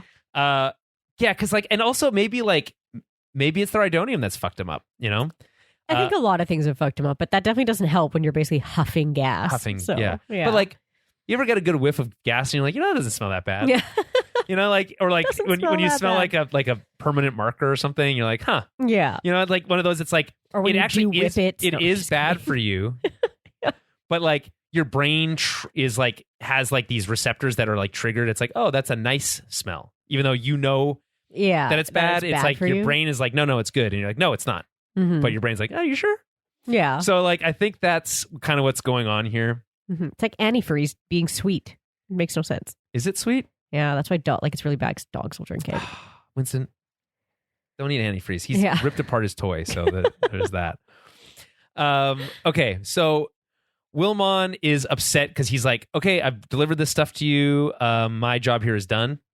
And Saw's like, nice try. Mm-hmm. Yeah, right. We're actually keeping you until we're done, until we're done needing you. And his original plan was to kill Wilmont. Yeah, which is wild because you would assume that Luthen sent Wilmont there. Yeah, right into the clutches of the craziest people he knows. Yeah, and it's just like Saw's just like, yeah, he's seen too much, so we're just gonna off him. It's like, but don't you know that he's Luthen's guy? Yeah. But maybe that's why. Maybe he doesn't know he's Luthen's because he definitely knows he's Luthen. Does he? Because I feel like Wilmont won't tell him where he learned anything, so he doesn't really know where he came from. Well, yeah, he doesn't have to tell him where he learned. He probably learned that stuff from his dad, not from Luthen. Luthen doesn't know how to crack a No, but yeah, it's just like it feels odd that like Saw would just kill off one of Luthen's. It's not because he's crazy, dudes, but he killed off the other guy. Yeah, but that guy was a spy. No, he just said he was a spy. But maybe he might have been a spy, but he might not have been. Oh, I assumed he was. I think so. It's fair to assume that just because it's like you're living in that space and everything that Saw says goes. But like, I don't think you can take anything he says like seriously, right? Like, he maybe felt like this guy was not learning the thing fast enough, doing it the way he wanted. And it's him like, to, if you're not going to be useful for me, right? Exactly. Then I'll just keep one of them, and then I'll just keep Wilmon. Yeah. Right. Which is like, why wouldn't you just do that to begin with? Like, why aren't you just going to take Wilmon, make him do it? Like, why do you need to train someone to do it when you could just? Because you didn't trust Wilmon. Oh, I see. Because he doesn't trust anyone. Yeah, gotcha. So he's always got a plan and a backup plan. Mm-hmm. And yeah, so he gives it like a big whiff. He's like, oh yeah, that's the stuff. Yeah. So yeah, that's what's going to happen. We get they appear in 2 episodes. Jumped up ahead. Yeah, they appear in 2 episodes. So we're gonna actually go to episode 5 right now, because I don't think they appear in the final episode as far as I recall. So episode 5, I have friends everywhere. Okay, and this is, by the way, that is a reference to the name of the title. We haven't really talked about the titles. Mm-hmm. Obviously, like they're all pretty self-explanatory. Yeah, this one is just their like code phrase. Their code phrase. Yeah. I love a good code phrase. Isn't it cool as hell? It makes you want to be a spy. Yeah, right. But I don't think being a spy is actually as fun as it looks. Yeah. What's the one in Rebels? Like, it's a long road to Lothal or something. Or like by the light of the blue moon, or it's always cool shit like that. Yeah, it's a long way to Lothal, and it's like they're just standing there like saying that over and over to like everyone who walks by. It like turns out that it's a gonk droid, or is that maybe that was Bad Batch? That might have been Gonky himself. I can't remember. Yeah, can't remember now if that was Bad Batch or Rebels. There's a sick gonk droid in this episode. Yeah, with like a stubby one. Yeah. I think in this episode actually, it's episode 5. So yeah. We get a cool change up to the intro. Instead of playing the full theme song, it cuts to like radio chatter. Right, yeah. And so we get a reference to Ryloth, who are obviously, funny enough, also French resistance. Yeah, they're very French on Ryloth. We can't fight the Empire alone. And Davos Skulden, listening device, is referenced here. And this is like an inciting incident for like the 3rd episode of this series, of this arc. And then we see Clea doing her listening on her radio and her little dial thing. It's always like very tactical and I love that. fun. Like she just has to like tune into like all her different frequencies that come so in. sick. It's so And she's just neat. standing there all day listening to that Yeah, and then right? watching for customers to come in. Yeah. Well, it's basically like being like an undercover cop when like you have to like listen to like you're trying to bug the mob and you're trying to like you just have to sit But there if and you're like the undercover listen all cop, day. you're not the one listening. It's the cops that are listening and they're feeding you the information back. If Right. you're undercover, Right. you're not the one. That's what I mean. know. Not undercover. I was like thinking stakeout. But, Oh, yeah. You know, A but, stakeout. but they have to like sit and listen like all in a white day. van, Yeah. obviously. Yeah. In a flower van Yeah. for like all day about just bullshit until you find something useful. Yeah. Right. Exactly. Because it's usually talking about like inane bullshit. Yeah. I couldn't imagine how much bullshit you would get It'd be through Devil boring. Scolded. I would be so boring. I'd Yeah. be so fucking bored. But I also get it why you would want to have a listening device in a gangster's house. You're Well, like, they argue yeah. about that, about whether it was worth it or not. Right. Because it was her idea, right? And Yeah. And yeah, I find that the arguments between Luthen and Clea, although exciting to watch, Mhm. feel a little bit like he's just like blaming her for his own bullshit, yeah. you know? And so anyway, we'll get to that when we get to that Yeah. part. But so Andor goes to the lower levels of Coruscant. We get to see a cool neon sign like we do at any lower level in Coruscant. Yeah, this time I it's a love those. travel agency. And we get the I Have Friends Everywhere code name. He gets an earpiece that describes his new identity. He's going to be Varian Sky. He's born on Tahina. And he's a fashion designer I love on that. a pilgrimage. So all fashion designers go to Gorman because that's where all the finest silks are made. Yeah. And they go there, and it's like a part of tradition to do so. Yeah, it's like being a fashion designer and going to Paris or going to Or Milan. Yeah, like by the way, it's like, Milan oh. doesn't seem like that cool of a city. It's like I've been there. landlocked. Yeah, Yeah, I've been there. is it nice? It was fun. I mean, I was also like in my early 20s, so everything's fun. It was very pretty, and the locals were really nice. Really, And I don't they- find Italians to be that nice, to be honest. I Okay. know that. Sorry, Yeah, I but- don't mean to like stereotype, but that's just not been my experience. The local Italian men that we made friends with were like, I don't know, middle-aged men, and they were very nice to us because we were young Right. girls. So they drove us around and gave us free cappuccinos every day, and yeah, it was nice. It was fun. Yeah. Sorry. They're all misogynist. It's crazy. Privilege. Again, coming I'm out, not. but Again, not stereotyping, but yeah, there's no, a lot kind of of misogyny. kind of boring. It's There wasn't crazy. really a lot going on there when we were there. So I shouldn't I shouldn't express these like broad. The people, yeah, they the were very traditional nice to Italians that I have met, there's a lot of ingrained misogyny in that culture. I don't know. It's anyway. It is what it is. It's Yeah. fine. I'm not going to judge. me. The old world. It. Yep, that's one way of putting it. And yeah, this is all. I mean, all of Gorman's inspired by that stuff, right? So Mhm. he talks about later that 19 generations working as a twill. Yeah, it's Twiller. like Twillian. hundreds of years, centuries, or whatever they What, say. what's 19 generations? How long is a generation? 50 years? I don't know. If you call it Sure. 50 years. Yeah, So, it's yeah. centuries. I feel like they Yeah, say that's that long. that's been going Yeah, on. exactly. There. Yeah. So And he says that they're one of the younger ones. yeah. Right. Yeah. It's kind of like, oh, we're one of the younger wineries in Yeah. Right. And we're like 200 years old. on the right on. Yeah, exactly. yeah. It's like there's actually 1,000-year-old winery next door. Yeah. So yeah, we get this cool like he's getting like this distorted voice telling him what his character is going to be, Mm-hmm. and Cyril is meanwhile his office is being swept by the ISB. This is of course all orchestrated. Yeah. To put on a good show. love this.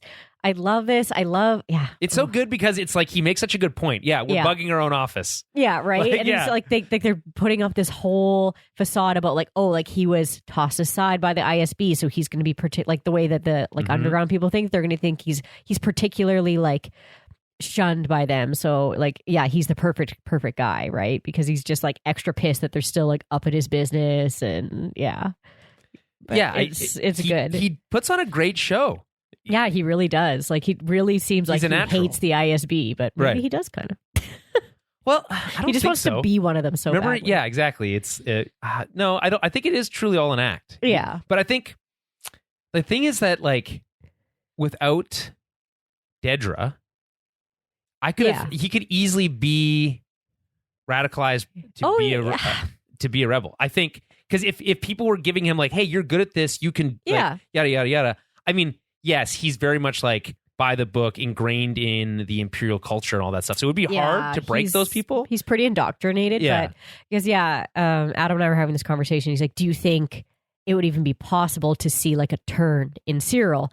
And I was like, I'm like, I don't think so. I think he's too deep. Dedra is more likely. Yeah, that I do. I think she is definitely more likely to turn than Cyril because like he is just so like gung ho, like imperial. I want to be ultimately. one. I think both of them die at the hands of the rebels. I think ultimately. Probably. Yeah, it's just like I just can't. I think he's too deep in it. He's too much of a but I think he's so like, okay, so think of it this way. He was like completely dedicated to the cause as a Morlana corporate officer. And then he was reluctant to he believed in justice, whatever, fair enough. That can easily be warped, I think. And then he was then, reluctant about his new job at the Bureau of Standards, but then he was completely gung-ho about that by the time we catch up to him a year later. Yeah. And now he's being given praise by the ISB. Yeah. And he literally says, this is the greatest day of my life. Best day of my life. And it's like the minimalist amount of praise. Right, exactly. Yeah. Good work, Cyril, he says. And that's all. He's like, I think this is the best day of my life. Does that ruin it? He's like, yeah, it does that. It actually does ruin it. God, yeah. And like... You're such a wannabe. Right. And so... And like, you respect the like his enthusiasm.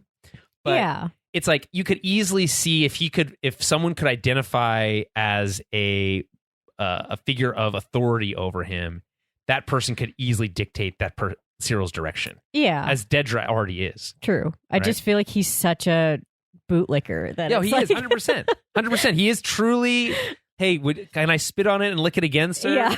Like that, like 100%. That is his role here. I'm just saying, like, in a different, just like how we like to imagine Star Wars all the time. If someone made a different decision, where would that take you? It would take a lot, is all I'm saying, for him to turn. I think he believes so much in the like purity of what they're doing. Yeah. I just mean like he'd have to be very disillusioned. Like he'd have to see something. But like I don't think it like he was like, oh, I caught all these this cabal of corrupt purchasing agents, he says last week, right? And as we said before, for all we know, those people were just doing their job, funneling shit to the Death Star or whatever. Yeah, exactly. Right? And so if you showed like true corruption and like I don't think, for instance, I don't think he would stand by, referencing what we talked about earlier and last week. Yeah, he would certainly not be someone who would like stand by and be like, yeah, sexual assault of even of a criminal. I think he would be like, that's too far. Yeah, right. Yeah. So like, because he has like a moral compass of like as a soldier and as a person with power, like how you should be conducting yourself. He thought that his old boss, that like the guy from the very first episode of the series, was like being lax by like not pursuing justice. Yeah. Right. So if he understood that there was like a whole culture of like, we let shit go all the time because people are rich or because it serves our needs or whatever, I don't think that would be something that he'd be like, oh, cool, that's great. Yeah. I love that. But he seems to know that all this propaganda is going on about Gorman. He's fine with it. I mean, it's possible that he doesn't actually know about the propaganda arm. I think I assumed that earlier, but now it's less clear because she's not allowed to tell him about what's really, quote unquote, really going on. Yeah. For all we know, that Dedra said, hey, I have a job for you. You're going to, by the way, infiltrate the thing. So my boss, my boyfriend, I know we work as a super secret spy organization. Yeah, I got a guy. But I got a guy. He's already made a big mess of things. He saved my life once, so he's got points for that. Twice, I think, actually. Right. So he's got that going. But I want to send him on assignment to work as an undercover spy. Yeah. So it's like, that's crazy. Mm-hmm. But like, I guess maybe she needed someone she could trust. I don't know. Yeah. Someone she can manipulate. But like, come on. You can't bring your boyfriend into the, like, come on. No. Mm-hmm. It's like a real Mr. and Mrs. Smith situation. Yeah. By the way, did you watch that new Amazon show, Mr. and Mrs. Smith? It is so good. It's nothing like the shitty movie. And it is, it's unreal. All right. Speaking of a good looking show with great actors, it's, man, great. All right. So Cyril, swept by the ISB. We also get to see him like dressed up like some of the gore. Mm-hmm. He's wearing a beret. Yeah. So if the like French connection wasn't obvious enough, He's literally wearing a beret. Yeah. And it's not even a Star Warsy beret. It's just a beret. They didn't do anything different to it. It's just a beret. I haven't worn a beret since I was in cadets. I find them to be stupid hats.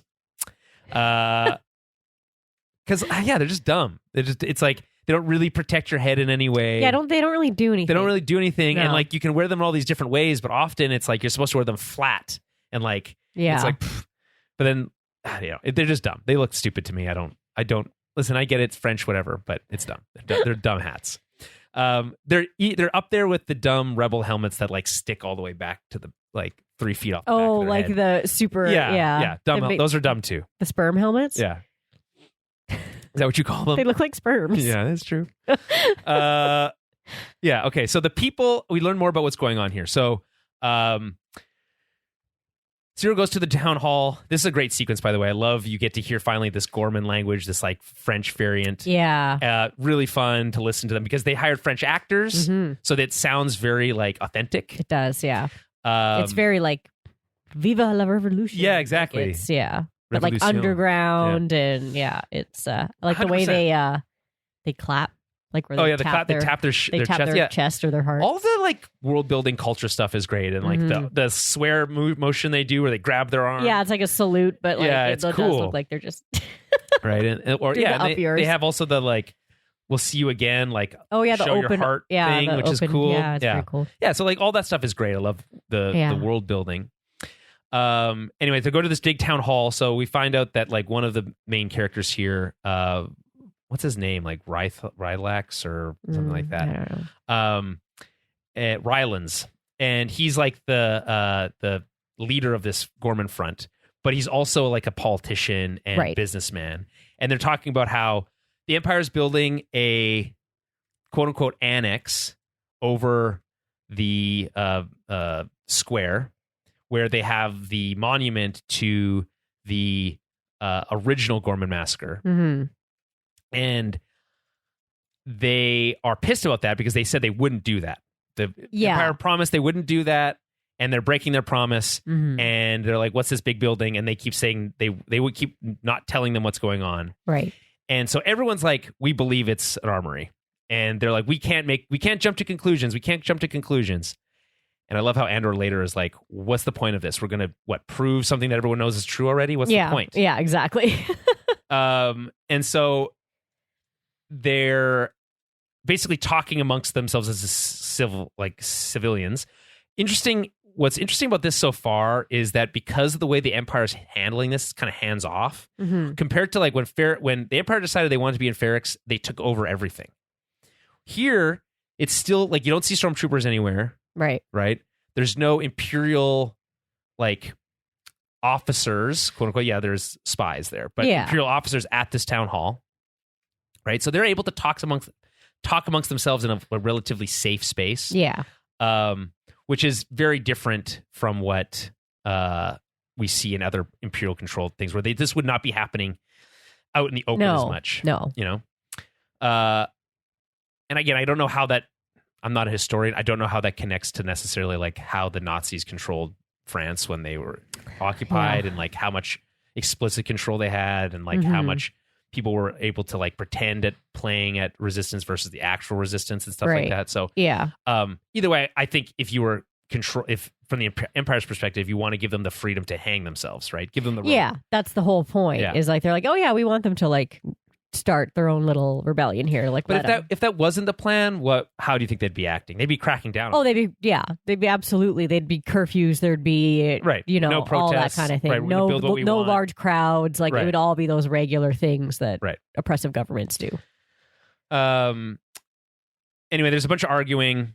Doesn't really get anywhere. The front makes their connection with Cyril. They want information. He can provide the best he can provide is like shipping and like documents basically. And he wants transport logs. And later he learns that he says that they need to be accurate when he's talking to the ISB. They can't be false because then it'll give away. Right, yeah. Anyway, meanwhile, Luthen checks on Bix. There's this like he like consults with her on like, I know you're using drugs. I know it sounds great, but It's not like It's going to make it worse. all it catches up to be. Yeah. You know, a little bit of a connection to the devil's lettuce here The because devil's lettuce, yeah, because one of the things that if people who smoke, it's legal here, so no judgments. Is that it can help you sleep. It does affect your REM sleep. You don't get as deep of a sleep, and you often don't dream as much. And then when you stop smoking, you have more intense dreams. Interesting. That is a fact. Huh. And I can say it's happened to me. In fact, I had a really wild dream 2 nights ago. I'm not even gonna get into it. Boy dreams. I had a boy, but I why is that a thing? Yes, it's something that I talk about with my coworkers. We call them boy dreams because it's a very distinct thing that I've noticed with guys, where you guys have these dreams where you're always fighting something, saving something. Like you're always heroes. Okay, that wasn't necessarily what's going on, but I mean, kind of was. But they have random, like, it's really weird, random shit that's going on. Yeah. So in my dream, I randomly run into Pierce Brosnan and his wife. I was gonna say, there's always celebrities. And by the way, in his them. wife is dead. So it's like that my brain did not make that connection. Fuck. And I randomly run into Pierce Brosnan, and then we start talking about James Bond, and then he's like, "Oh no, I have to get across town for this appointment." And I'm like, "Don't worry, I know how we can get there." And then we take a helicopter, and then we jump out of the helicopter and then parachute. Insane. Yeah. It's a boy dream. It was so fun. My coworker told me one, and he was like, "Yeah, I saved an entire cruise ship from this disaster, and then I turned around and Kobe Bryant gave me a handshake, and that was the end of the dream." I was like, "Yeah, that's a boy amazing. dream." Yeah, so anyways, I'm best friends with Pierce Brosnan now. So stupid. Yeah. And that's all thanks to not having smoked that night. Yeah. No, my husband always has dreams about fighting bad guys and has powers and is a Jedi. And well, that's cool. That's way cooler than my dreams. Yeah. I've never been a Jedi in my dreams.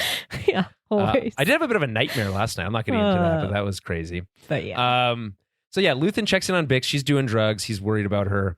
In the behind the scenes, they talk about how what Luthen's doing here is not as shady as Andor thinks it is. Right. He's actually trying to check up on her as a human. Yeah. I think he gives a shit. He does, but he is being a little shady still. Yeah. He doesn't tell Andor that he did that. It's like, all right, like, how you doing? Like, can I put you on assignment yet? Nope. Still Right. crazy? All right. Cool. Yeah, Yes. I'll be back next week. Put this on my to-do list on fix this shit. Right. And so do you think that he intentionally fed the Dr. Gorst information to Bix and Andor as a means of like therapy? Like as a, it's like, hey, go do this? Yeah. Yeah, like, I know your absolutely. torturer. We know where he is. You can go blow him up. Yeah, because she's having literal nightmares about this man. Right. So I think Luthen is like, all right, maybe this will help the nightmares if she can kill him. Oh, 100%. And like they can get rid of him. I think that would probably help. Yeah, the like she nightmares. gets her revenge. She knows he's not still out there. She knows he can't get her because there's obviously this like internalized right. like fear, and she knows he can't do what he did to her to anybody else. Yeah. So that definitely is going to like help her, not necessarily get over it, but like, help her get her feet back and like help her move on with things, being like, hey, this chapter's over. You got your revenge. He's done. He's gone. You don't have to be scared about him anymore. So yeah, I think he's absolutely being like, here you go. He's on a little platter. Like, hopefully this feeds your soul. Winston scooting. Ew, he's wiping his butt on the rug. I don't care. Just see him. It's so funny. Yeah, there he goes. This is why you got to watch us live, so you can that's see. because dogs are like droids, and that is such a classic. That is such a droid thing to do. Man, you're such a good boy, Winston. Don't sniff it though. That's gross. Well, Anyway, disgusting. what was I saying? I got distracted by Winston. I was saying that yes, Luthen did that on purpose to help Bix, and like as a way, I think he was like, hopefully this helps. Like this is, I don't really know how to fix this. Yeah, it's like here's one way. It's an olive branch, I think. Yeah, I think but again, I think he also wants his soldier back. Like yeah, 100%. There's two. It's not just like, out of the goodness of his heart, but there is that empathy, right? How much like, was she really a soldier before? Like, was she doing missions while they were working on the wheat planet? Well, I don't know. I think she was maybe supposed to be, not. but because he was her like point of contact on Ferrix. Yeah, before. but like even then, that was like her job was pretty. It was minimal. Yeah, small. but I do think he's got. Yeah, he has. Like he cares about his people in a sense, right? Yeah, yeah. Doesn't like seeing them suffer, and doesn't like seeing them Empathy. be a liability Right. either. He has empathy. Yeah, because she's also a liability in terms of Cassian, because Cassian's not going to leave her. Cassian can't. Well, yeah, I think that's it. Like, that's the true question. It's like, Yeah. if it came down to like picking her or Cassian, No, he's he gonna would pick take Cassian. Cassian. He And that's would. why it's so fucked up. But I think he's also knows that Cassian will pick her over. And so he can't him. risk it. Yeah. Yeah. So he's like, she's got to get better because this is. Right. Because actually, we're going to see how that whole dynamic plays out Yeah. with, what's her name? The two lesbians. Yeah. Val and Cinta. and Cinta. Yeah. Spin-ins. And so, Funny how no one has a problem when they're hot. You negative Nellies there's out there. never has been. Yeah. It's like, oh, where's all the rage about a gay couple now? There is none because they're both good looking. Hate you guys. Yeah, I mean, yeah, obviously. Not anyone who listens to us. I mean, it's 'cause, you know, always, but yeah, it's always bullshit. It's always been bullshit. Yeah. Yeah, duh. Anyway, anything else to say about Luthen and Bix? I don't think so. no, I just like, I did like that he goes and checks in on her, and like, I kind of like the dynamic part of that story, and yeah, it's Yeah, I mean, he gives me kind of fatherly vibes with her sometimes, but like, I don't know how to explain it. It's more like like uncle-y vibes in my yeah, like maybe not fun uncle, but it's like the dad who like weekend dad vibes, but he's Stepdad? like, yeah, like there you go, stepdad vibes. the dad Yeah. who stepped up. The dad who stepped up. Yeah, like I do. Yeah, he does care for her, but he's like, these drugs, probably not good for you. Probably not good for you. Yeah. Well, it also relates to her, but like, hey, I've been there. I did Yeah, that. Right. Yeah. Okay, so Andor arrives on Gorman. He loves gotta love the new look. Hey, were you annoyed when you were like, oh, is there gonna be like, is Cyril and Oh, 'cause they're Andor, because they're gonna convenient. be, but then they're conveniently like ships passing in the night Yeah. situation. A little bit, because you're kind of thinking like, oh, maybe this is like So that'd be so exciting. some stuff's going to trigger. Because yeah, obviously, like Cyril's was so insane about Andor. Like he knows Right. what he looks like. He would recognize him immediately. But yeah, it's very convenient that they pass. But does Luthen know that Cyril is No. there? No. Okay. Yeah. So it is very convenient. Because even Star like, Wars convenient that they. like I don't even pass, know but- like because Cinta and Val are there and. Yeah, they don't. I don't really even know know. if they even. I don't know if they would recognize Cyril. Probably not. Probably not, because but even because like Andor doesn't get to hear about Cyril outside of like, oh, we have a contact, and he's like, yeah, Imperials love to feed you information. fake information. Like he's right. doing that thing again. Like I love how we see this multiple times now with Cassian, like shitting on the rebels and other places, being Yeah, like, he's the "You guys smartest man in the suck room." at this. Like, don't do that again. Like, and just like, Right. You shouldn't tell me that information. yeah, don't tell me. Why that. would you tell me that? Like, and then I appreciate you telling me, but when don't he tell me reams that. out that girl too, being like, you don't know me, you don't know who I am, Right, like, because what are she you just doing sits down here? right away and tries to get to business. He's like, you're rushing. Like, Right. it's I love the way he puts people in their place a lot of time in the rebellion, like teaching them how to be better at and it. it's like he is truly the super spy, which yeah, is like right. And so when you think like, oh, the show is titled Andor, you kind of Yeah. when there's like scenes like this, you're like, oh, okay, he's really like the best at it. Yeah, yeah. And like, I guess what we'll see over the course of this show is that like how much him being good at this was crucial for the rebellion at Yeah. the early stages to get off the ground, Yeah, definitely. and was literally responsible for helping Jin get the Death Star plans. Yeah, yeah. Which ultimately, that kicks off Everything. everything, right? Yeah, So literally everything. So like without him, there is no rebellion kind of thing. And it's like without Luthen and all those kind of connections, but like he's the boots on the ground guy. Yes. He's the one talking to these people. He's the one telling them, hey, you're making mistakes. You need to like, and again, so is Clea. She's kind of like up there. Yes, She's like also a pretty good spy. yeah, she is. So yeah, probably better. It is just so fun seeing it, like getting to see the sparks and getting to see like how it all comes to be and like how they're learning. It's very fun to see it, come to fruition. So we have this really great scene with Andor and the bellhop. I thought this was like one of the secret. Yeah, like, I great liked scenes this in the- one. yeah. Yeah. So we find out that the bellhop, his father was killed by Tarkin. Oh, yeah, so sad. So actually, let me back up. We learned that the event on Gorman where Tarkin landed his ship on protesters has already happened. Yeah. So in Legends, that is considered the Gorman massacre. He Okay. lands his ship on protesters, Right. and that's the Gorman massacre, Mm-hmm. which in and of itself is pretty fucked up. Yeah. Oh, Right? yeah. So and that in Legends is 2 years after the formation of the Empire. Okay. Yeah. Or sorry, 2 years. It's confusing because they're kind of fixing things and realigning things. But apparently, this happened about 13 years ago. So about 2 years after the formation of the Empire. So they're kind of like validating that piece of it. But they're saying, whoa, what if there's more? Because like we hear in Rebels when Mon Mothma makes her big speech and she blames the Emperor himself specifically. She specifically calls out the Emperor for attacking the people of Gorman. Yeah. And we all assume that was the Tarkin thing. Right. But that's not, they're kind of retconning it and saying that it was like, that happened already, 13 years ago. And it was very unfortunate and shitty. And who knows what kind of story they weave to kind of walk their way out of that. Yeah. And now we're going to see a new version of that. Yes. A worse version. A worse version of that. A new massacre. That, I mean, who knows how big it'll be.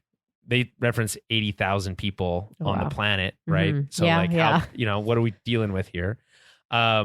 So they're setting up this new thing that will ultimately set up that speech from Mon Mothma, which will ultimately set up the motions that the rebels go through in Rebels. And so there's like the dominoes are kind of being placed into position here. And then I think next week we'll see them all knocked over. Yeah.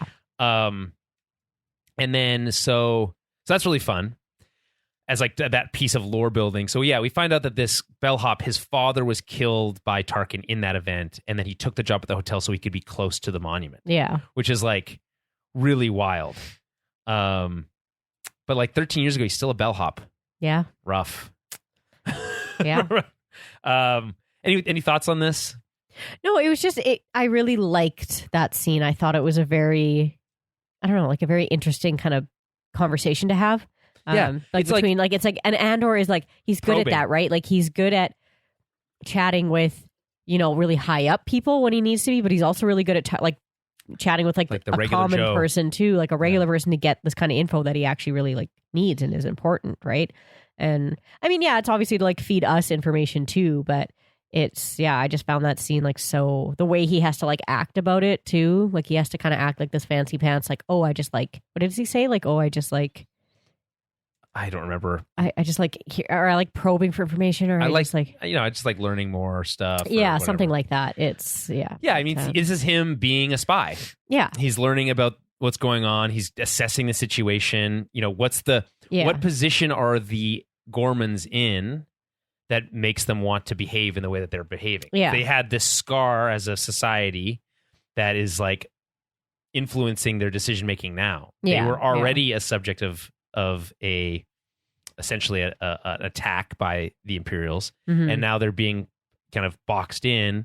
And what do you do? Like, how do people of that type react? Right. And like they have their own unique culture, so it might change the way that they behave. Just like again, kind of like how the on Ryloth, they have their own culture, and that influences the way that they behave in a post-Imperial era. Yeah. So I think it's also important for him in this little retcon mission that he's doing to find out, like, okay, how are the higher up people acting on this planet, and how are the regular folks like reacting on this planet? Like, he kind of needs to know both sides, right? So, so yeah, and it's like a really like humanizing moment, right? We talk about this show being about humans, people, right, and like humanity, and this is a person who's like deeply scarred, yes, who's working a shitty job because it allows him to be close to the place that his dad was killed. Like that's really depressing. So show's not for kids, folks. And also, again, I'll just say it's nice to hear them do this like world building, but it's like cool to hear them talk about this thing that was in Legends and that we had assumed was this other thing, but it's like we learn, oh, okay, they're doing it differently, but there's more to it than that. But them talking about Tarkin, specifically naming him and all that stuff is cool, right? He's already a Grand Moff at this point, but I think when he did that, he was just a Moff. Right, Cyril travels to Coruscant, just missing Andor. He comes home, and he's only has there for an hour. And he's like, what? And she's like, don't worry, turn off the lights. Yeah. And so that happened. I love how it's also just like pitch black too. Like not even like ambient lighting. Oh yeah. Just Put a bag over your so head. dark. Yeah. Yeah. I don't even want to imagine what their sex is like. It's kind of like, it must be like very regimented. Procedural. Yeah. Yeah. Right. We do this and then we do this and then we do this and then it's over. I feel like she bosses him around a lot. 100%. 100%. She definitely wears the pants. Yeah. Like you're doing it wrong. Yeah. Actually. Speaking of misogyny, using she wears the pants is definitely misogynist. Whatever. Yeah. So there's this bit where she had him followed because she's kind of like his employee also. Yeah. So this is like really fucked up on lots of levels, right? They are both psychologically damaged people. Yes. And then they are inflicting more psychological damage by creating these power dynamics within the relationship and over the relationship. It's so fucked. So like you can't bring your boyfriend in to be a spy and then you can't and then use that power you wield over them to like it's messed up. Yeah. Anyway, they meet with Partagaz, where I mentioned earlier where he says the greatest day of his life. Greatest day of his life, yeah. And all I thought of again was like, it's an assignment. Calibrate your enthusiasm. Yeah. Yeah, right? Yeah. Excellent work is all he said. At least he saves it for when he's out of the room, right? He's like, and I like that read because it's so genuine. He's like, genuinely wants to know. Yeah. Am I ruining the moment if I say this? And it's like he's just rolling his eyes. Yeah. She's like, oh man, that's funny. She's like, you're such a bootlicker. Like even she's just like, yeah, like come on, have some self-respect. Yeah. That's what I say to my dog when he eats stuff off the ground. Gross. It's like, have some self-respect, buddy. Who knows how long that's been there. I'm gonna start using that for my kid. He's trying to eat rocks today. I was like, fuck. Yeah, have some self-respect. Yeah. Yeah. Okay, so what else do we see? Oh, we also see some Imperial TV. We talked about this last week. It's just like the Hunger Games. Like, there's stupid things that they wear. And, like, it's all like over the top, but it is kind of fun to see. Like, it's like their ET TV. Weekly or whatever. Yeah, right. Like their gossip and like the sports that they watch. Right, like with the guys watching the pod racing. Like that is a very like relatable thing to be like, oh, like what are people watching on TV? I never would have thought to ask that about Star Wars. Like what do people use for entertainment on TV? I love that. Like I love to see that like in those connections. Like, yeah, of course people would be watching pod racing. It's so exciting. Right? Yeah. But on the other hand, I think there's a wide swath of people who are like, I don't give a shit about any of that. I don't care I don't care what people eat in Star Wars. I don't care where they source their melons or their wheat. Yeah. I don't care about what their TV's like. I just want to see people with blasters and lightsabers and whatever. And it's like, okay, fair enough. That's fine. The show's not for you. But yeah, I think it's fun with those extra details. Like, and it's, I agree. I don't know. It's fun to have them, and it's fun to like appreciate the extra work that goes into it. Right? The people that made this show worked day and night. To create the props and build the world and like. Right. Like you fully hired these actors and wrote a script for them to play a fake TV gossip show in Star Wars. And that's so fun. Right. Like, and who knows? People probably got paid like $5,000 for that. Yeah. Like that's awesome. I'd do that. Love that. Just to have like a little fun tidbit of being like, oh, that's relatable. Right. Like that's interesting. Exactly.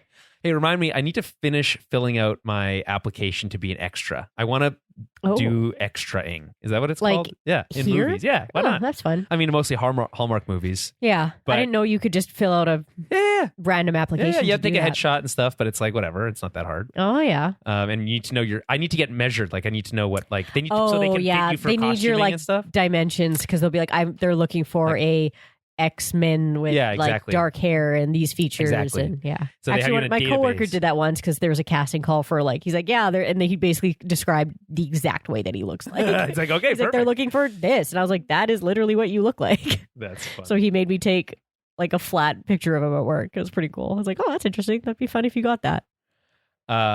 It'd be fun at least to be on a set for a bit. I mean, they filmed the movie outside my house. They always use the bar down the street as a set all the time. Yeah, that's true. Time. It's a fun bar.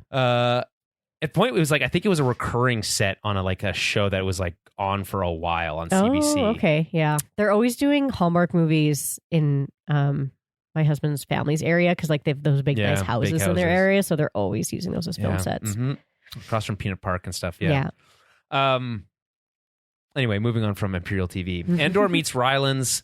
We learn that he's a Taylor Weaver, 19 generations. Andor brings a new code crystal for them, so he's not just there to just check things out.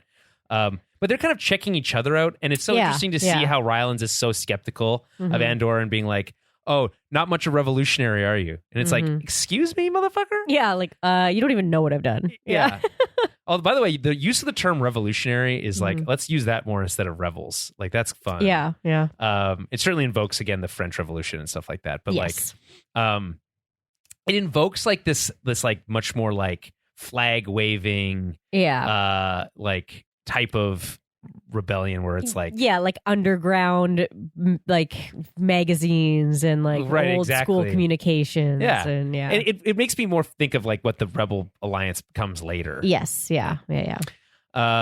Anyway, he's worried that they're acting on false information, as you mentioned before, and essentially they like agree to disagree. He's like I'm just here to take in what's going on and I'll make my assessment, and they're kind of like, we need the help. And he's like, that's not for me to decide. Yeah. He's just kind of like, I think you're being too reckless on this and it doesn't make sense. Right. It's like, cool. You're going to go find out something you already know. For what reason? Like, exactly. It's dumb. It's dumb. I will say that I like the like Clea clone, like his assistant. Oh, who also does the radio and stuff like that. I like that's fun that there's one of them everywhere. And then so Luthen, meanwhile, argues about the listening device, speaking of Clea, at the Skaldans. We also learn about what kind of intel they received. They received a holo about a holo news buyout. Skaldan was apparently buying off reporters, so shocker there. We learned that Yularen was lying about something. Not that surprised about that. And that Skaldan was courting the Grand Vizier, Masamita.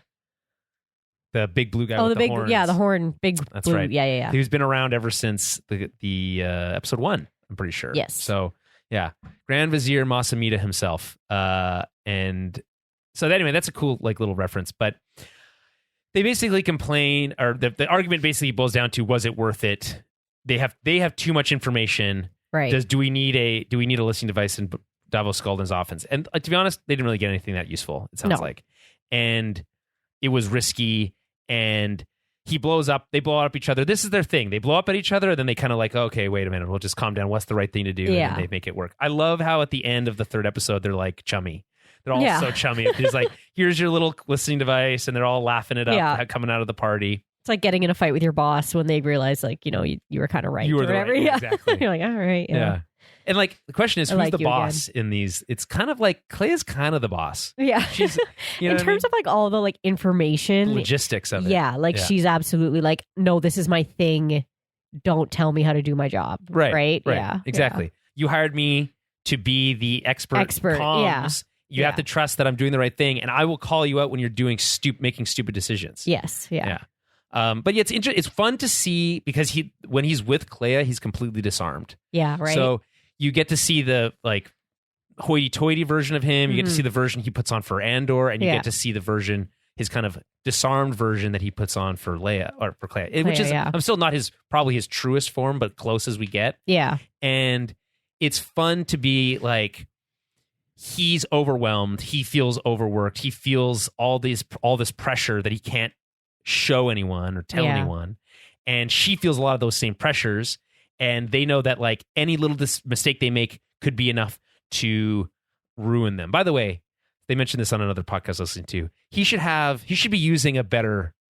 He uses Luthen. Like, people know his name is Luthen. Is Luthen? Yeah. That's stupid.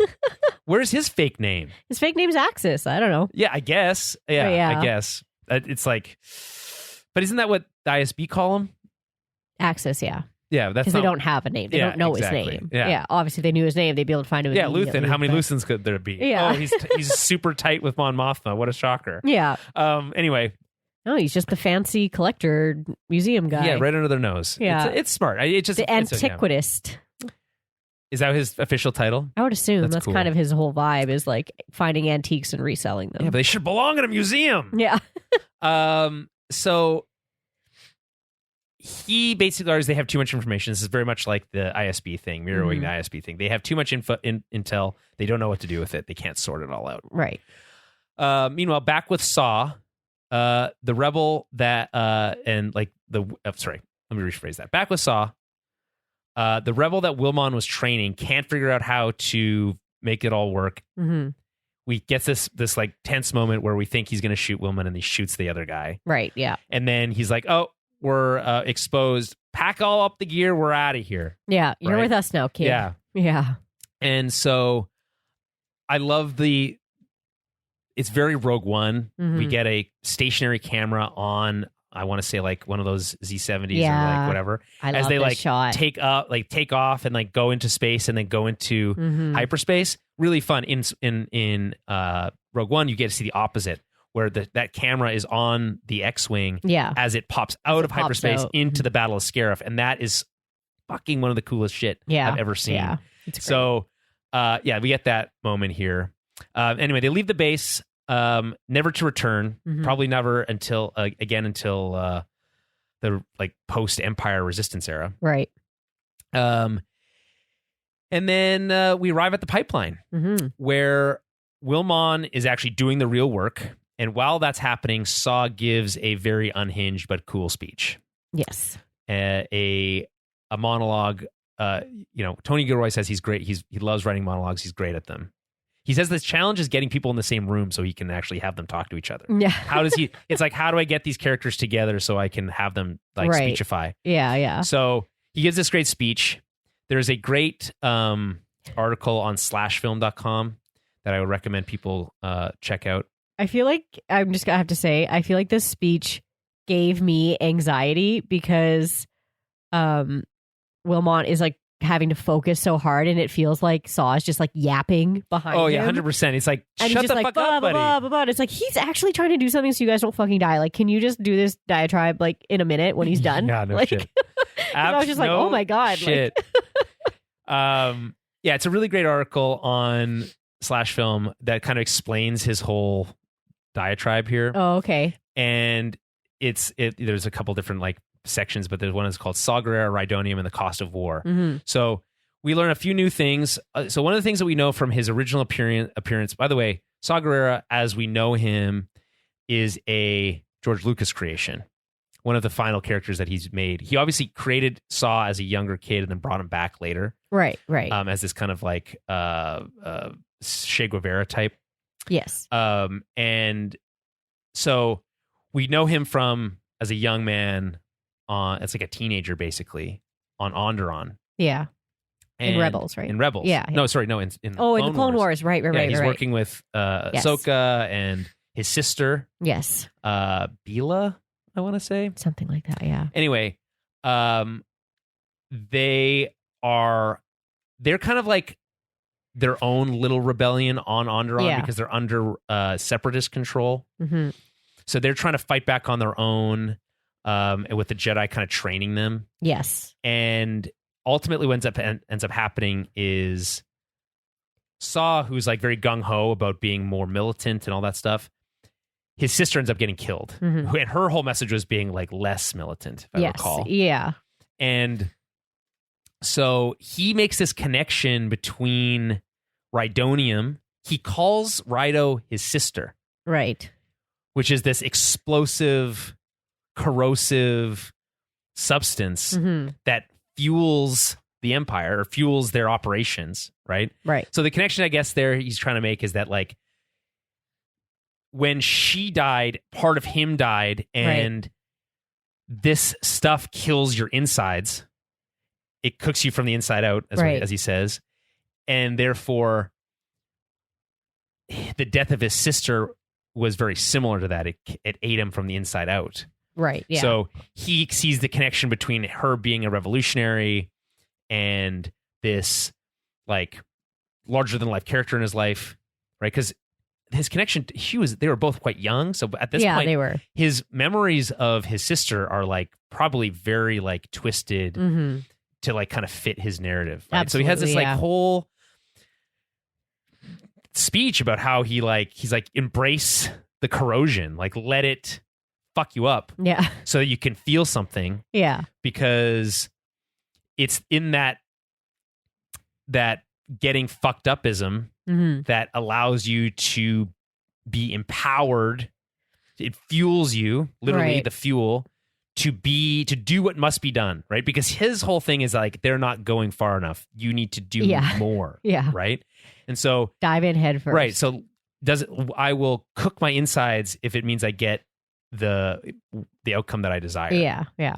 So he's basically, this show is so fucking good, but it's like he's basically radicalizing Wilmon even more than he already was. Yeah, because he was already a rebel.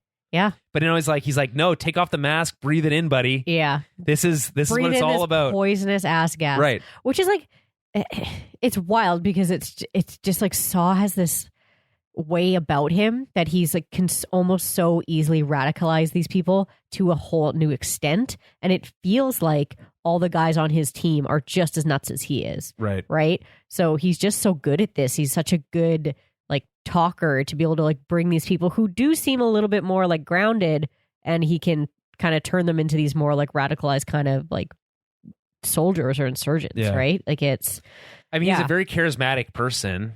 Yeah, and it's like, is that going to kill Wilmot? Like, is he going to die? 100%. Or is he like just going to be fine and kind of crazy like Saw now and addicted to huffing gas? How many of let's say best case scenario, he gets back to Luthen. So then in which case he maybe dies somewhere else. Worst case scenario, he is killed by Saw. Somewhere in between, he survives long enough to be exploded by the Death Star in Rogue One.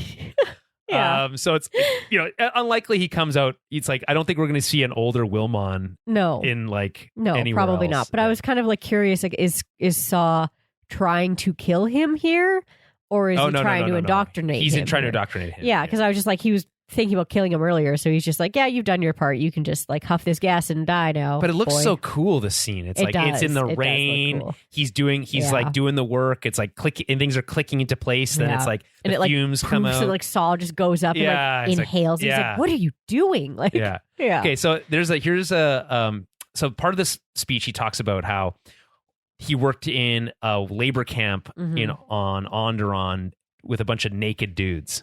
Right.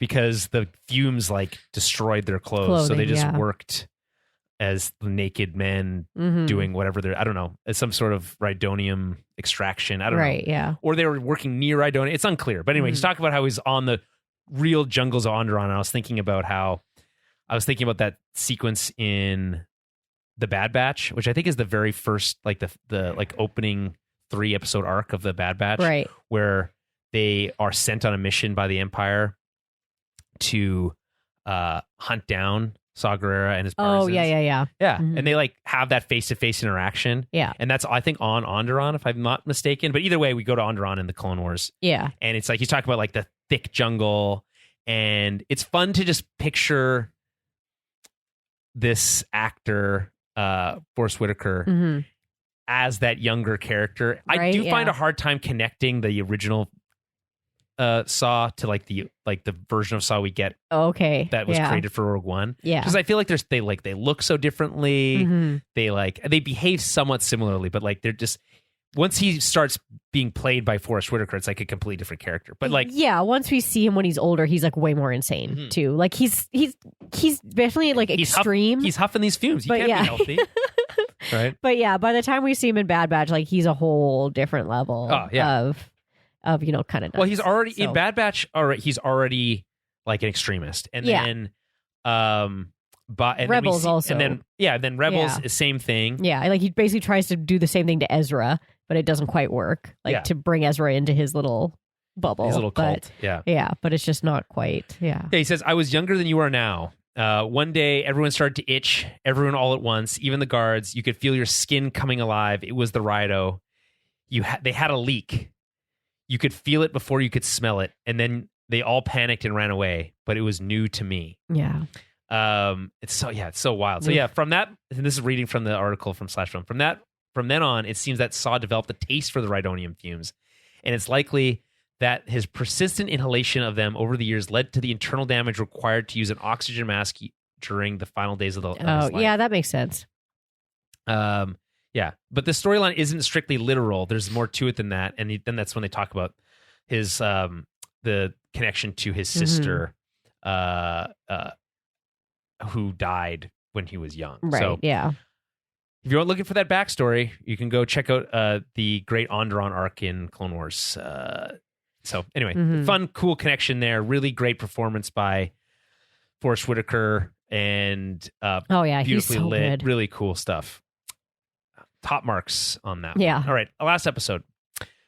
We start on Port Steergard, and it's weird because it's like an actual like port with water. Right. Anyway, I was thinking more of like a spaceport. Spaceport, yeah. Anyway, whatever. Luthen is picking up Andor on his fancy ship. Mm-hmm. Andor gives him bad news. He doesn't feel like the rebels there are ready, and they don't know how to fight. But Luthen sees the planet as like a opportunity. He thinks that despite that, they have enough privilege and are positioned well enough that even if they fail, their failure will be enough. Because again, Luthen is an accelerationist. Yes. So this is like the fucked up thing about Luthen? Gorm and like everything that happens there. It's because it's like both sides are using them. They're being manipulated. And it's just like you kind of feel like, oh man, like it's like they're both doing the same thing. Right? Yeah, I mean, but like, I think again, it's like what could have been done, what could have been different, right? They're victim of circumstance because they didn't realize that they're sitting on this like valuable earth mineral right, that the Empire needs. Mm-hmm. And if they had been more engaged and less, caught up in their own privilege, they would have been in a better position to handle this without being manipulated. Right. Yeah. So they kind of put themselves in this position, but again, it's not entirely like they don't own it entirely, but it's like they do a little bit. But yeah, it is true. It's like, this is like they're being played from both sides. And like, to be honest, Luthen wants the same thing that they both is like the outcome is the same. He wants them to try and fail, and so does Dedra. Yeah. It's just like, she wants to give like the reason for the Empire to come down harder on them, and Luthen wants a reason to like draw attention to the Empire coming down hard on them. What's interesting, right? I mean, it's again drawing that extended line, which is interesting here, is that like what for Dedra, the reason for that is because she's been assigned this task, and the end goal is to evict everyone basically from the planet. Yeah. And for Luthen, it's because that happening, he doesn't know the reason, but for that happening, it will be the push that enough people need to wake up to the fact that shit's bad. You need to fucking do something about it. Yeah, and we you need know to that stand up about it. It pushes Mon Mothma. Yeah. So we know it's effective. Yeah. So he's not wrong, but this is like, and again, this all connects back to the Death Star, because this mineral is for the Death Star laser. Yeah. The Death Star laser will ultimately be the inciting, the learning about the Death Star and its potential like destruction capability is what incites the rebellion to act on Scarif, right? Which ultimately provides them the plans that Luke ultimately uses to destroy the Death Star, which is the first, in a long row of dominoes that eventually takes out the Empire. Yeah. So it's all connected. It's all connected, which is good for some people, and some people hate that. But that's not the point. Yeah. It's a story. Like it's but some people don't like the idea of like having to be like confined to lore, like be able to like just tell a story and not be worrying about the. And by the way, I think largely that's how Tony Gilroy approaches this, because this is all about humans and like how they approach it. But there are these interconnected pieces, and like Pablo Hidalgo, friend of the show, actually is part of that. And he talks about how he talks to him, and he's like, the name for their propaganda arm, the Ministry of Enlightenment, is already established lore. But there's other things that they had not, like the Kinder blocks they hadn't considered before. Right. So it's like, that's interesting. Yeah. Okay, so Luthen sends Vel and Casinta. So Andor's like, fuck this, I'm not. Yeah, I'm not doing it. Yeah. And I kind of like how he has the freedom to say no. Yeah, it is interesting that Luthen's not like, you're doing it. He's just like, nah. Yeah. Because they haven't established the formal structures of like, at some point in the very near future, the rebellion has like formal command structure. Yeah, it does. Mm-hmm. But and even now to some degree within like some of the rebel cells, they have that. But like this one clearly doesn't have that as formally. No, right? like Luthen definitely is boss man, but it's like he doesn't. Yeah. Well, and we actually see it's actually, now that I mentioned it, I didn't even consider this, but like Vel and Cinta bring that same level of like understanding to the Gormans. It's like, we're in charge. You follow what we say. There's no questions. Yeah. That's how it works. Mm-hmm. Right. And they're like, well, what about you're strangers or whatever? It's like, no, if we're doing this, we do it my way. And this is how it works. Yes. We're soldiers. You follow orders. Mm-hmm. Because if you don't follow orders, everything falls apart, as we find out. As we see. Yeah. So yeah, Andor reunites with Bix.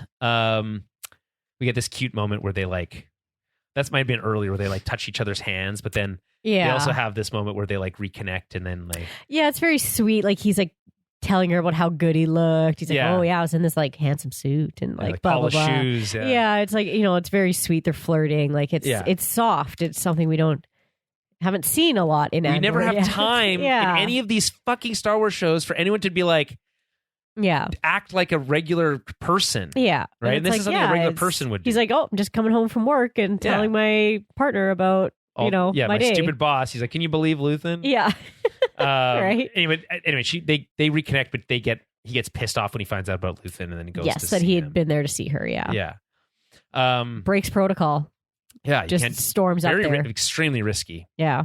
But then maybe he wanted to like send a message like, this is how serious. Yeah. Like this is how mad I am. Like it's. All right. So Mon and Perrin, meanwhile, are getting annoyed about all the parties that they're doing. Tough life. But like the sentiment that's like, it's not normal. Like, why is there so many parties? Like, what's going on? I think because that's what he's saying. He's like, man, it's like every day there's like a new whatever person getting promotion that needs to have this party. It used to be like one couple a year, and now it's one every month. I guess this is the like some allusion to like the wealth disparity problem. Yes, so like the rich getting richer and the poor getting poor. Yeah. But also so funny that it's like the contrast between the problems of the rich. It's like, oh, like your problem is you have too many parties to go to, but on Gorm, their problem is that like people are landing ships on them. Yeah, exactly. People are landing ships on them and building armories and like trying to destroy their planet. But it's just it's the contrast is just wild. Yeah, and it's fun to see that and to be shown. Oh, of course, to us.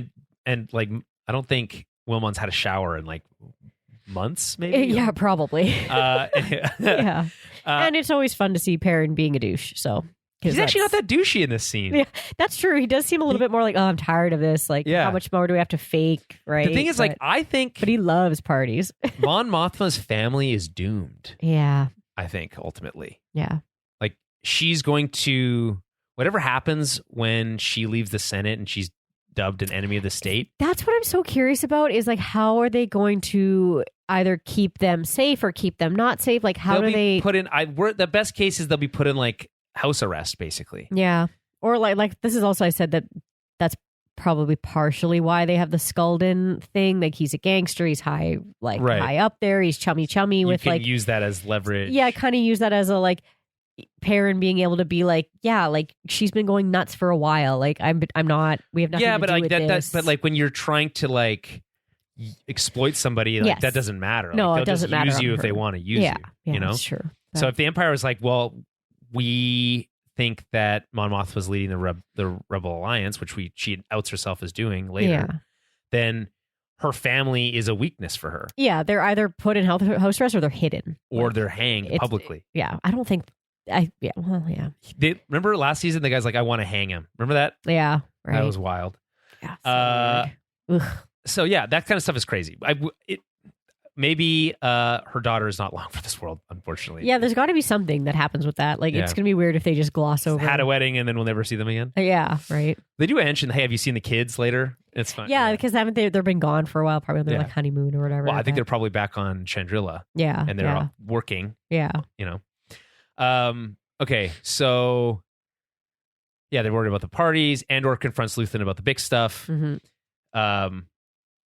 What's your thoughts on that? Is he just upset that he didn't get told, or he just thinks he's being manipulated, or what's happening? Yeah, I think he doesn't like the manipulation part of it because he's like, you knew that she was going to tell me, so why did you not tell me? Because I saw you first, right? Like, Right. So he's kind of like, what's your angle? What's your game Like, here? what are you holding? Like, What else are you hiding? yeah, like it's just like you knew she was going to tell me, so why would you not bring it up? Like, Is what's that worth breaking protocol? Or I guess if I'm Andor, I'm putting myself in his shoes. If I think that Luthen is using Bix, who I care about, to get to me, Yeah.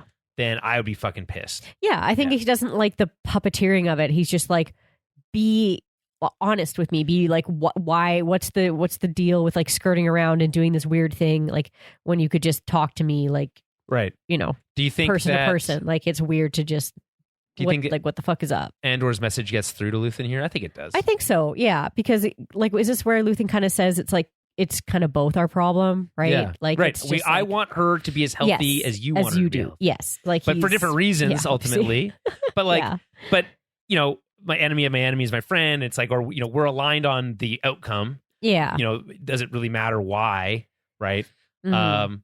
And you know, like again, it's a little bit rich, I think, for Andor to have these conversations about like the natures of war with Bix, and then when Luthen is operating under that same kind of concept, he's pissed about it. Like it's a bit like hypocritical. I think. Like in all honesty, I do think like the whole underlying reason behind this is Luthen trying to be like, you can't coddle her anymore, right? Because eventually I'm gonna like she's either gonna get better or she's gonna become a liability. Yeah, and he's basically saying like, if you're just gonna coddle her, then I'll go around you and do it my own way. So like, help me out here. Like, let's work together instead of working against each other because this is both of our problems. Right. And again, we both care about her. We want her. Yeah, to be and he's just healthy. like, I had to do this shady way to piss you off enough to get you to like do it Realize my way. What's going on? Yeah, that's kind of his move. He's always been like the string puller. Yeah, bit of like he's just like, that's why I didn't want to tell you because I wanted you to get mad, right? So that you know, not necessarily that it would happen this way, but don't come here. Yeah, and then there's like, he's got like a little backstory for like why he was he's there. Like, something about a medallion and you picked it up and whatever. But I also like how they're talking through the door. It's like open and he's talking. That's like cool, and like that set's also cool. Like the way that like door like turns to open is really cool. Mm-hmm. Okay. Now the Gormans plan the heist. I don't know. Like we talked about this already about like how it's important they follow orders. They have a plan. Intercept the truck. They know what truck to take because of Cyril's intel. Basically, I like to think of Vel and Sintahir as basically being brought as consultants. Like, they're like, hey, we're here to help execute this plan, and with the knowledge of things that you guys don't know how to do. Yeah, exactly. Right? And so, they set up a couple things like how they don't like to listen, and they are the only ones who are going to have blasters. Mm-hmm. And then, of course, they don't listen. Of course. So there's always someone who doesn't listen. Then there's this great moment where Mon is doing like an oath at the Senate. I thought this sequence was so cool. Yeah, it was. I was like, what the fuck's happening? That oath keeper guy was like cool, and it was all very creepy. It's like, that feels like a Star Wars scene. Yeah, you know what I mean? Yeah, like if you're like, definitely. you want classic Star Wars stuff, that's one for the books. Because like, it helps when you're in that big Senate room though. It's like, I know. I love it. That's why it's such a shame. Like, why can't we have? And then I know that like, it's very rare for the Emperor to appear at the Senate because he doesn't want to like legitimize the Senate. Yes. So he purposely stays hands off, but like, just such a shame. It would be really cool. Yeah. So like she's doing this oath, which is just like another sign of rot, basically, at the Senate, which is like, this isn't about loyalty to the people, it's about loyalty to the Empire. To the system. Yeah. I love that she just like stops halfway through like, too. And she's like, it's just like, yeah. Jar Jar, this is what you brought this on. This is all your fault. Misak? What does he say about like emergency powers? It's like, that's like, man, this is all. And, I mean, it's not technically his fault, but it is funny to trace it back to him. You know that right now in the story of Star Wars, this is from the novel, so it could be rewritten, I guess. But Jar Jar is basically in like, not an old folks home, but like he's basically been put out to pasture. He like he's like being put in like a mental health institution. Oh my God. And he like he like hangs out with children and stuff because they're like, like the people of Naboo were like see him as being like a complete failure. Yeah. And they're like, yeah, you were technically a senator for a while, but we don't respect you at all, and we're just basically gonna like put you in Japan. Like there's this hang out with the kids. There's this concept of like in Japan where like we're not gonna fire you, we're just gonna put you next to a window and you just sit there and you don't do anything. Oh, okay. Yeah. That's kind of like what they do to Jar Jar. It's kind of sad. That is sad. Yeah. But he's a Sith Lord, so you know. It's funny that they're like embracing that as like a fun like as a thing. goofy meme. Yeah. It's like in Star Wars. It's Lego Star Wars, and it's in I think the new Fortnite thing. Yeah. By the way, speaking of new Fortnite thing, I think today you could have seen early the new Tales of the Underworld. Right, yeah. But if exclusively you watch it in Fortnite. So that's such a crappy way to like have to watch. Yeah, but remember something. when they revealed information about Episode 9 in Fortnite? No. About how the Emperor returned? That was in Fortnite. Was it? Yeah, there was like critical information about the movie that you could only get out of Fortnite. And people were like really upset about that at the time. I don't remember that. Yeah, That's it's bullshit. Nuts. Yeah. It's so dumb. Okay, so they're planning the heist. Reminder: there's no point in this heist. They're just trying to make a point, right? Hey, to prove that the Empire's building an armory, not an annex. What even is an annex? I don't know. Just place you put stuff. Yeah, I guess. I don't know. But like, where does that get you? Yeah, doesn't get you anywhere. Nowhere. I mean, it might get you some support from, like, you know, maybe from some senators like Organa and but like, yeah, but like that's not really. I mean, it's just not like it doesn't really further the cause. No, right? No. Although I do like how Luthen calls it the new front line of the rebellion. He's like another front line. Another front line. Okay, so at the party, this is Mon's attending some party. We get our introduction to the new Senator Organa, played by Benjamin Bratt. Very short scene. He's basically leaving the party as they arrive. He'll be back next week, I think. We get that cool camera droid that has like spinning lenses and stuff. That's really cool. Yeah, they called it like a paparazzi droid in that's so cool. In the whatever. So yeah. like, that's ridiculous. Anyway, so Clea is there also. She's trying to get the listening device back. We get this is fun because all these characters are combined. Yeah, right? We get some of the ISB agents. We get Luthen, Mon, Krennic. I do love the like tete-a-tete that like Krennic and Mon Mothma. Oh yeah, it's go so back fun. And forth. What do they say in the screen rant? Like to make the most awkward dinner party. Most awkward dinner party ever. Yeah. Everyone's just fighting. Yeah, because it's like this like political. It's like when you argue with a conservative. It's like right the two sides of a political party, really, and yeah. You know, sorry, I shouldn't say conservative. I should say like, to be fair to conservatives, because there are normal conservatives, but like the people who like anti-vaxxers and stuff, it's like it's hard to have a conversation with them without being like, are you crazy? Yeah. So yeah, Clay is there. She's using Lonnie as a distraction. She's pretending to flirt with him. I always kind of got the impression that he's like was kind of gay. That was my kind of impression of him. But he had a wife. So he has a wife and a baby. I don't know why I thought that. Yeah. It's the mustache, probably. Yeah, I think it is just the mustache. Yeah. That he's a thin mustached man. I don't know. He's got a bit of a vibe. That's funny. Yeah, and there's nothing against Lonnie. I like how he's kind of like been there, done that with this whole thing because it's like what's his name? Dedra's assistant is like tossing back the shots and having a great time. Anyway, the listening device is in a Trinian artifact, which is a species that considers being blind to be like a blessing. Right.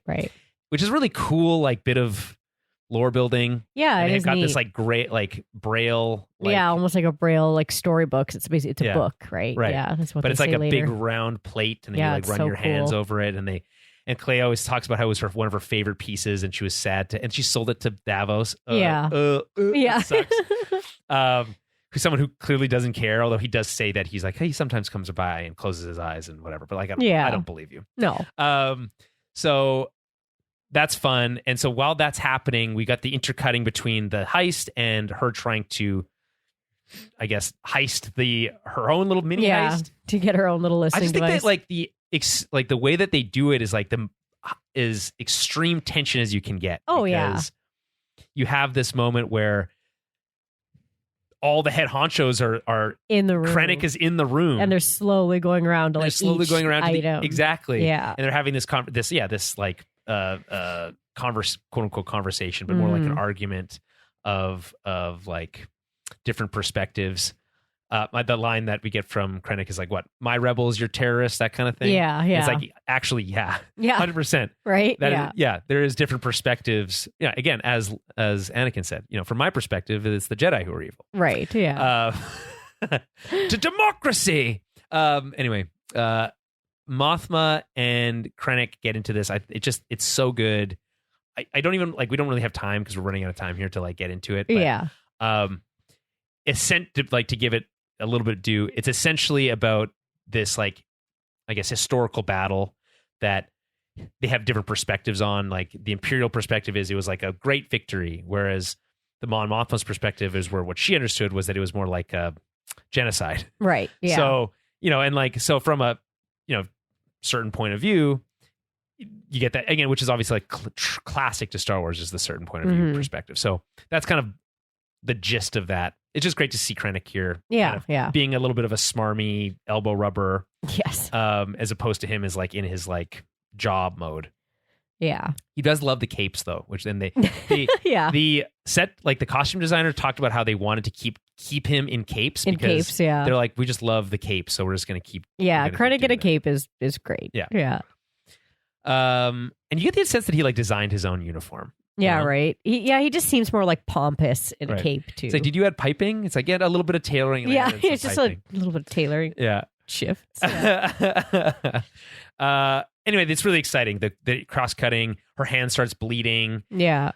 Lonnie is like freaking, he's sweating. Yeah, he's like losing his mind. Literally sweating. Yeah. It's like, he needs to like leave immediately because he's like, I'm going to throw up everywhere. Everyone's going to be like, why are you sweating so much? She's like, I just was really into her. Yeah, right. She was just a creep. I don't know. Yeah. I think believable if you're an Imperial. Yeah. So meanwhile, at the heist, the plan is being executed. They're stealing crates of Imperial weapons. It's kind of a really great plan. Right? Yeah. We're going to use this like shoot. We're going to shoot him into the sewer, load him onto a truck, and then drive. I do love it. It's like the upper to the lower level, and then you like drive away on the lower level. It's great. It's like it's a very simple and like there's again, but it's like it's a little too easy, and then they should be they should have been onto that. Like, why is it? Why so is this not? Right. This weapon shipment not a guarded. Single person around with a weapon, just one random stranger, and that's enough to get someone killed. Yeah, like it's such a indictment of like what they're doing. Everything. It's like, why didn't you question this more? Yes. Why weren't you following orders? Someone is dead now. One of his best assets. Yeah. The rebels' best and assets. over like nothing. Over literally nothing. Yeah. It's like the lowest stake kind of. Also, like that guy is also being an absolute dick, but also don't pull a blaster on him. Just like. No. What are you doing? Yeah. De-escalation is the key there. Yeah. Anyway, the plan basically goes off without a hitch, minus the murder. Yeah. Or accidental, homicide. Not a homicide. It's a friendly fire. What's it called when you accidentally kill somebody? Manslaughter. Yeah. So this is friendly fire also. Mm-hmm. And we get this really great sequence as they drive away, and it's Vel basically just chewing this guy up. Yeah, be like, how dare you cry, you absolute weasel, piece of shit. Yeah, you will never forget how shitty you are, and I hope, or I know that you'll never forget, because I'm searing it into your brain right now. Yeah, especially when she's like making it how known, like she was a warrior, she was like the best, like the best there was. Like you are nothing compared to her. Best case scenario, this really fuels him to be also a warrior. Yeah, it's just be like what you just took away from. Like what have you? What have you done? Because you are a selfish, simpering fool. Yeah, it's so good. You're like a boy, just a little child playing at being a man. Yeah. And what did that get you? Yeah. It got you my soulmate killed. Yeah. And she doesn't like kill him because she's smart enough to do that. She's like that's not how she deserved to go out. Like it's also tragic because you get this like Bixen Andor reunion, and it's really sweet and touching. Yeah. And then earlier in this episode, we get this great moment where they talk about how Vel and Cinta talk about how Luthen wanted them separated, but now she doesn't believe in that anymore, and she wants to be together, and it's like things are going to be different now. Yeah. Which is like, oh no, she's going to die. Yeah. Why would you say that? Well, and apparently too, she just like survived some big thing that we don't really know about either, and she was injured like, for a long time. She didn't want to tell anyone. Yeah, and then she comes back and just gets shot by some moron. It sucks. Like, okay, so who's next on the? Is it Wilmon? Yeah, Wilmon probably. I feel like that's easy. Yeah. It's got to be someone. It's either Bix. Either Bix dies last. I think Bix dies last. Or Luthen's. What's her name? Clea. I don't know. Why would she be She's on? Not, yeah. I mean, but things would have to really come crashing down for Luthen. But maybe his operation is like maybe he burns himself. Yeah. To help Mon Mothma escape, he burns his own operation. Yeah. And he just it's only him and Clea that go down, and that allows the Rebel Alliance as we know it to get established. Maybe. There's so many possibilities. I feel like, do you think they're on Yavin 4 by next week? I don't know. That's 2 years before the Battle of Yavin. Maybe not. This is 4 BBY, so it'll be 3 BBY, right? Yeah. This is 3 BBY. This is 3? I think next week is 2 BBY. Yeah.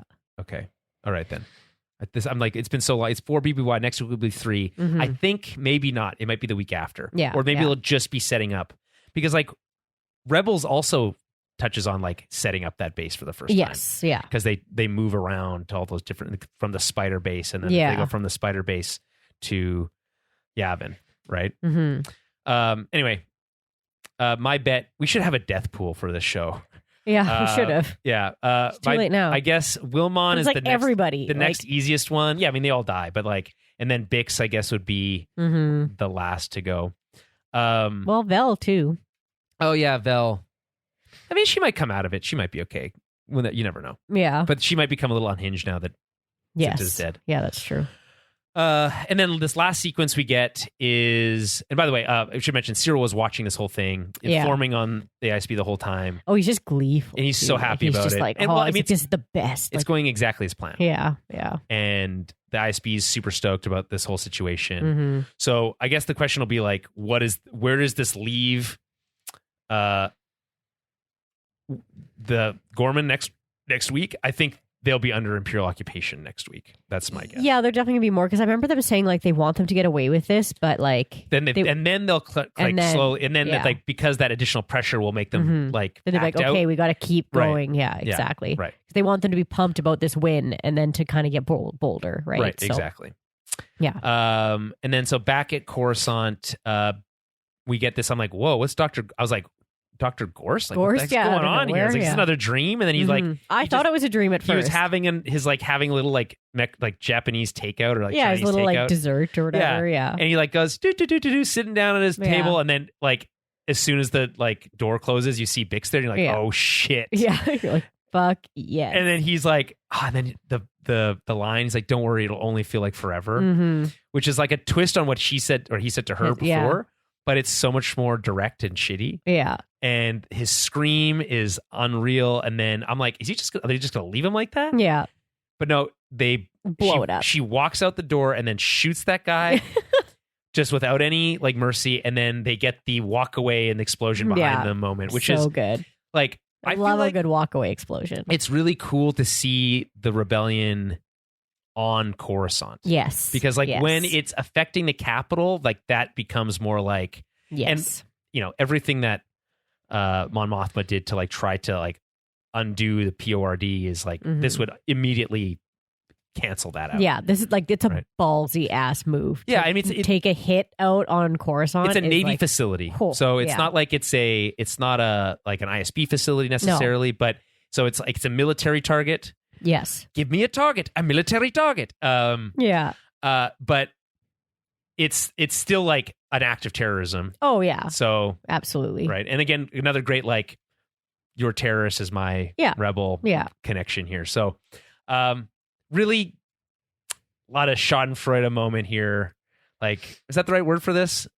Sure. I guess if you like taking joy out of the empire's pain. Yeah. So you get that. And also like it's just a lot of it's a lot of satisfaction to see for Bix to like. Oh, it's so get good. that. I love getting her to see, even like last arc, I liked getting to see her fight back and kill that officer too that tried to attack her, right? Well, she's it's nice getting her to see, like getting her to be able to fight back and like take back her power. And this is so pointedly directed at this very specific thing. It's like most people wouldn't have the opportunity to have this type of revenge. To get revenge on their torturer. Right. Yeah, it's like Luthen's handing that to her, being like, "This is yours." That's a like gift. It's Yeah. yeah, It is a gift. exactly. It's he could have just had Cassian go do it, but I think both of them were like, "No, she needs this." Well, he also said he wouldn't go on a mission without her. Yeah, and it's like, "Okay, cool. Your next mission is this then." Okay, Like, fix her. great news. Super easy. You just sneak into this unguarded facility, basically, and then murder your torturer, and then blow him up.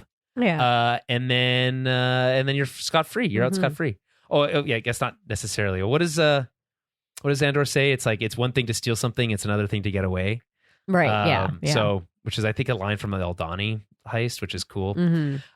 Anyway, that's everything for the episode. We've been on here for 2 and a bit hours, so that's a lot.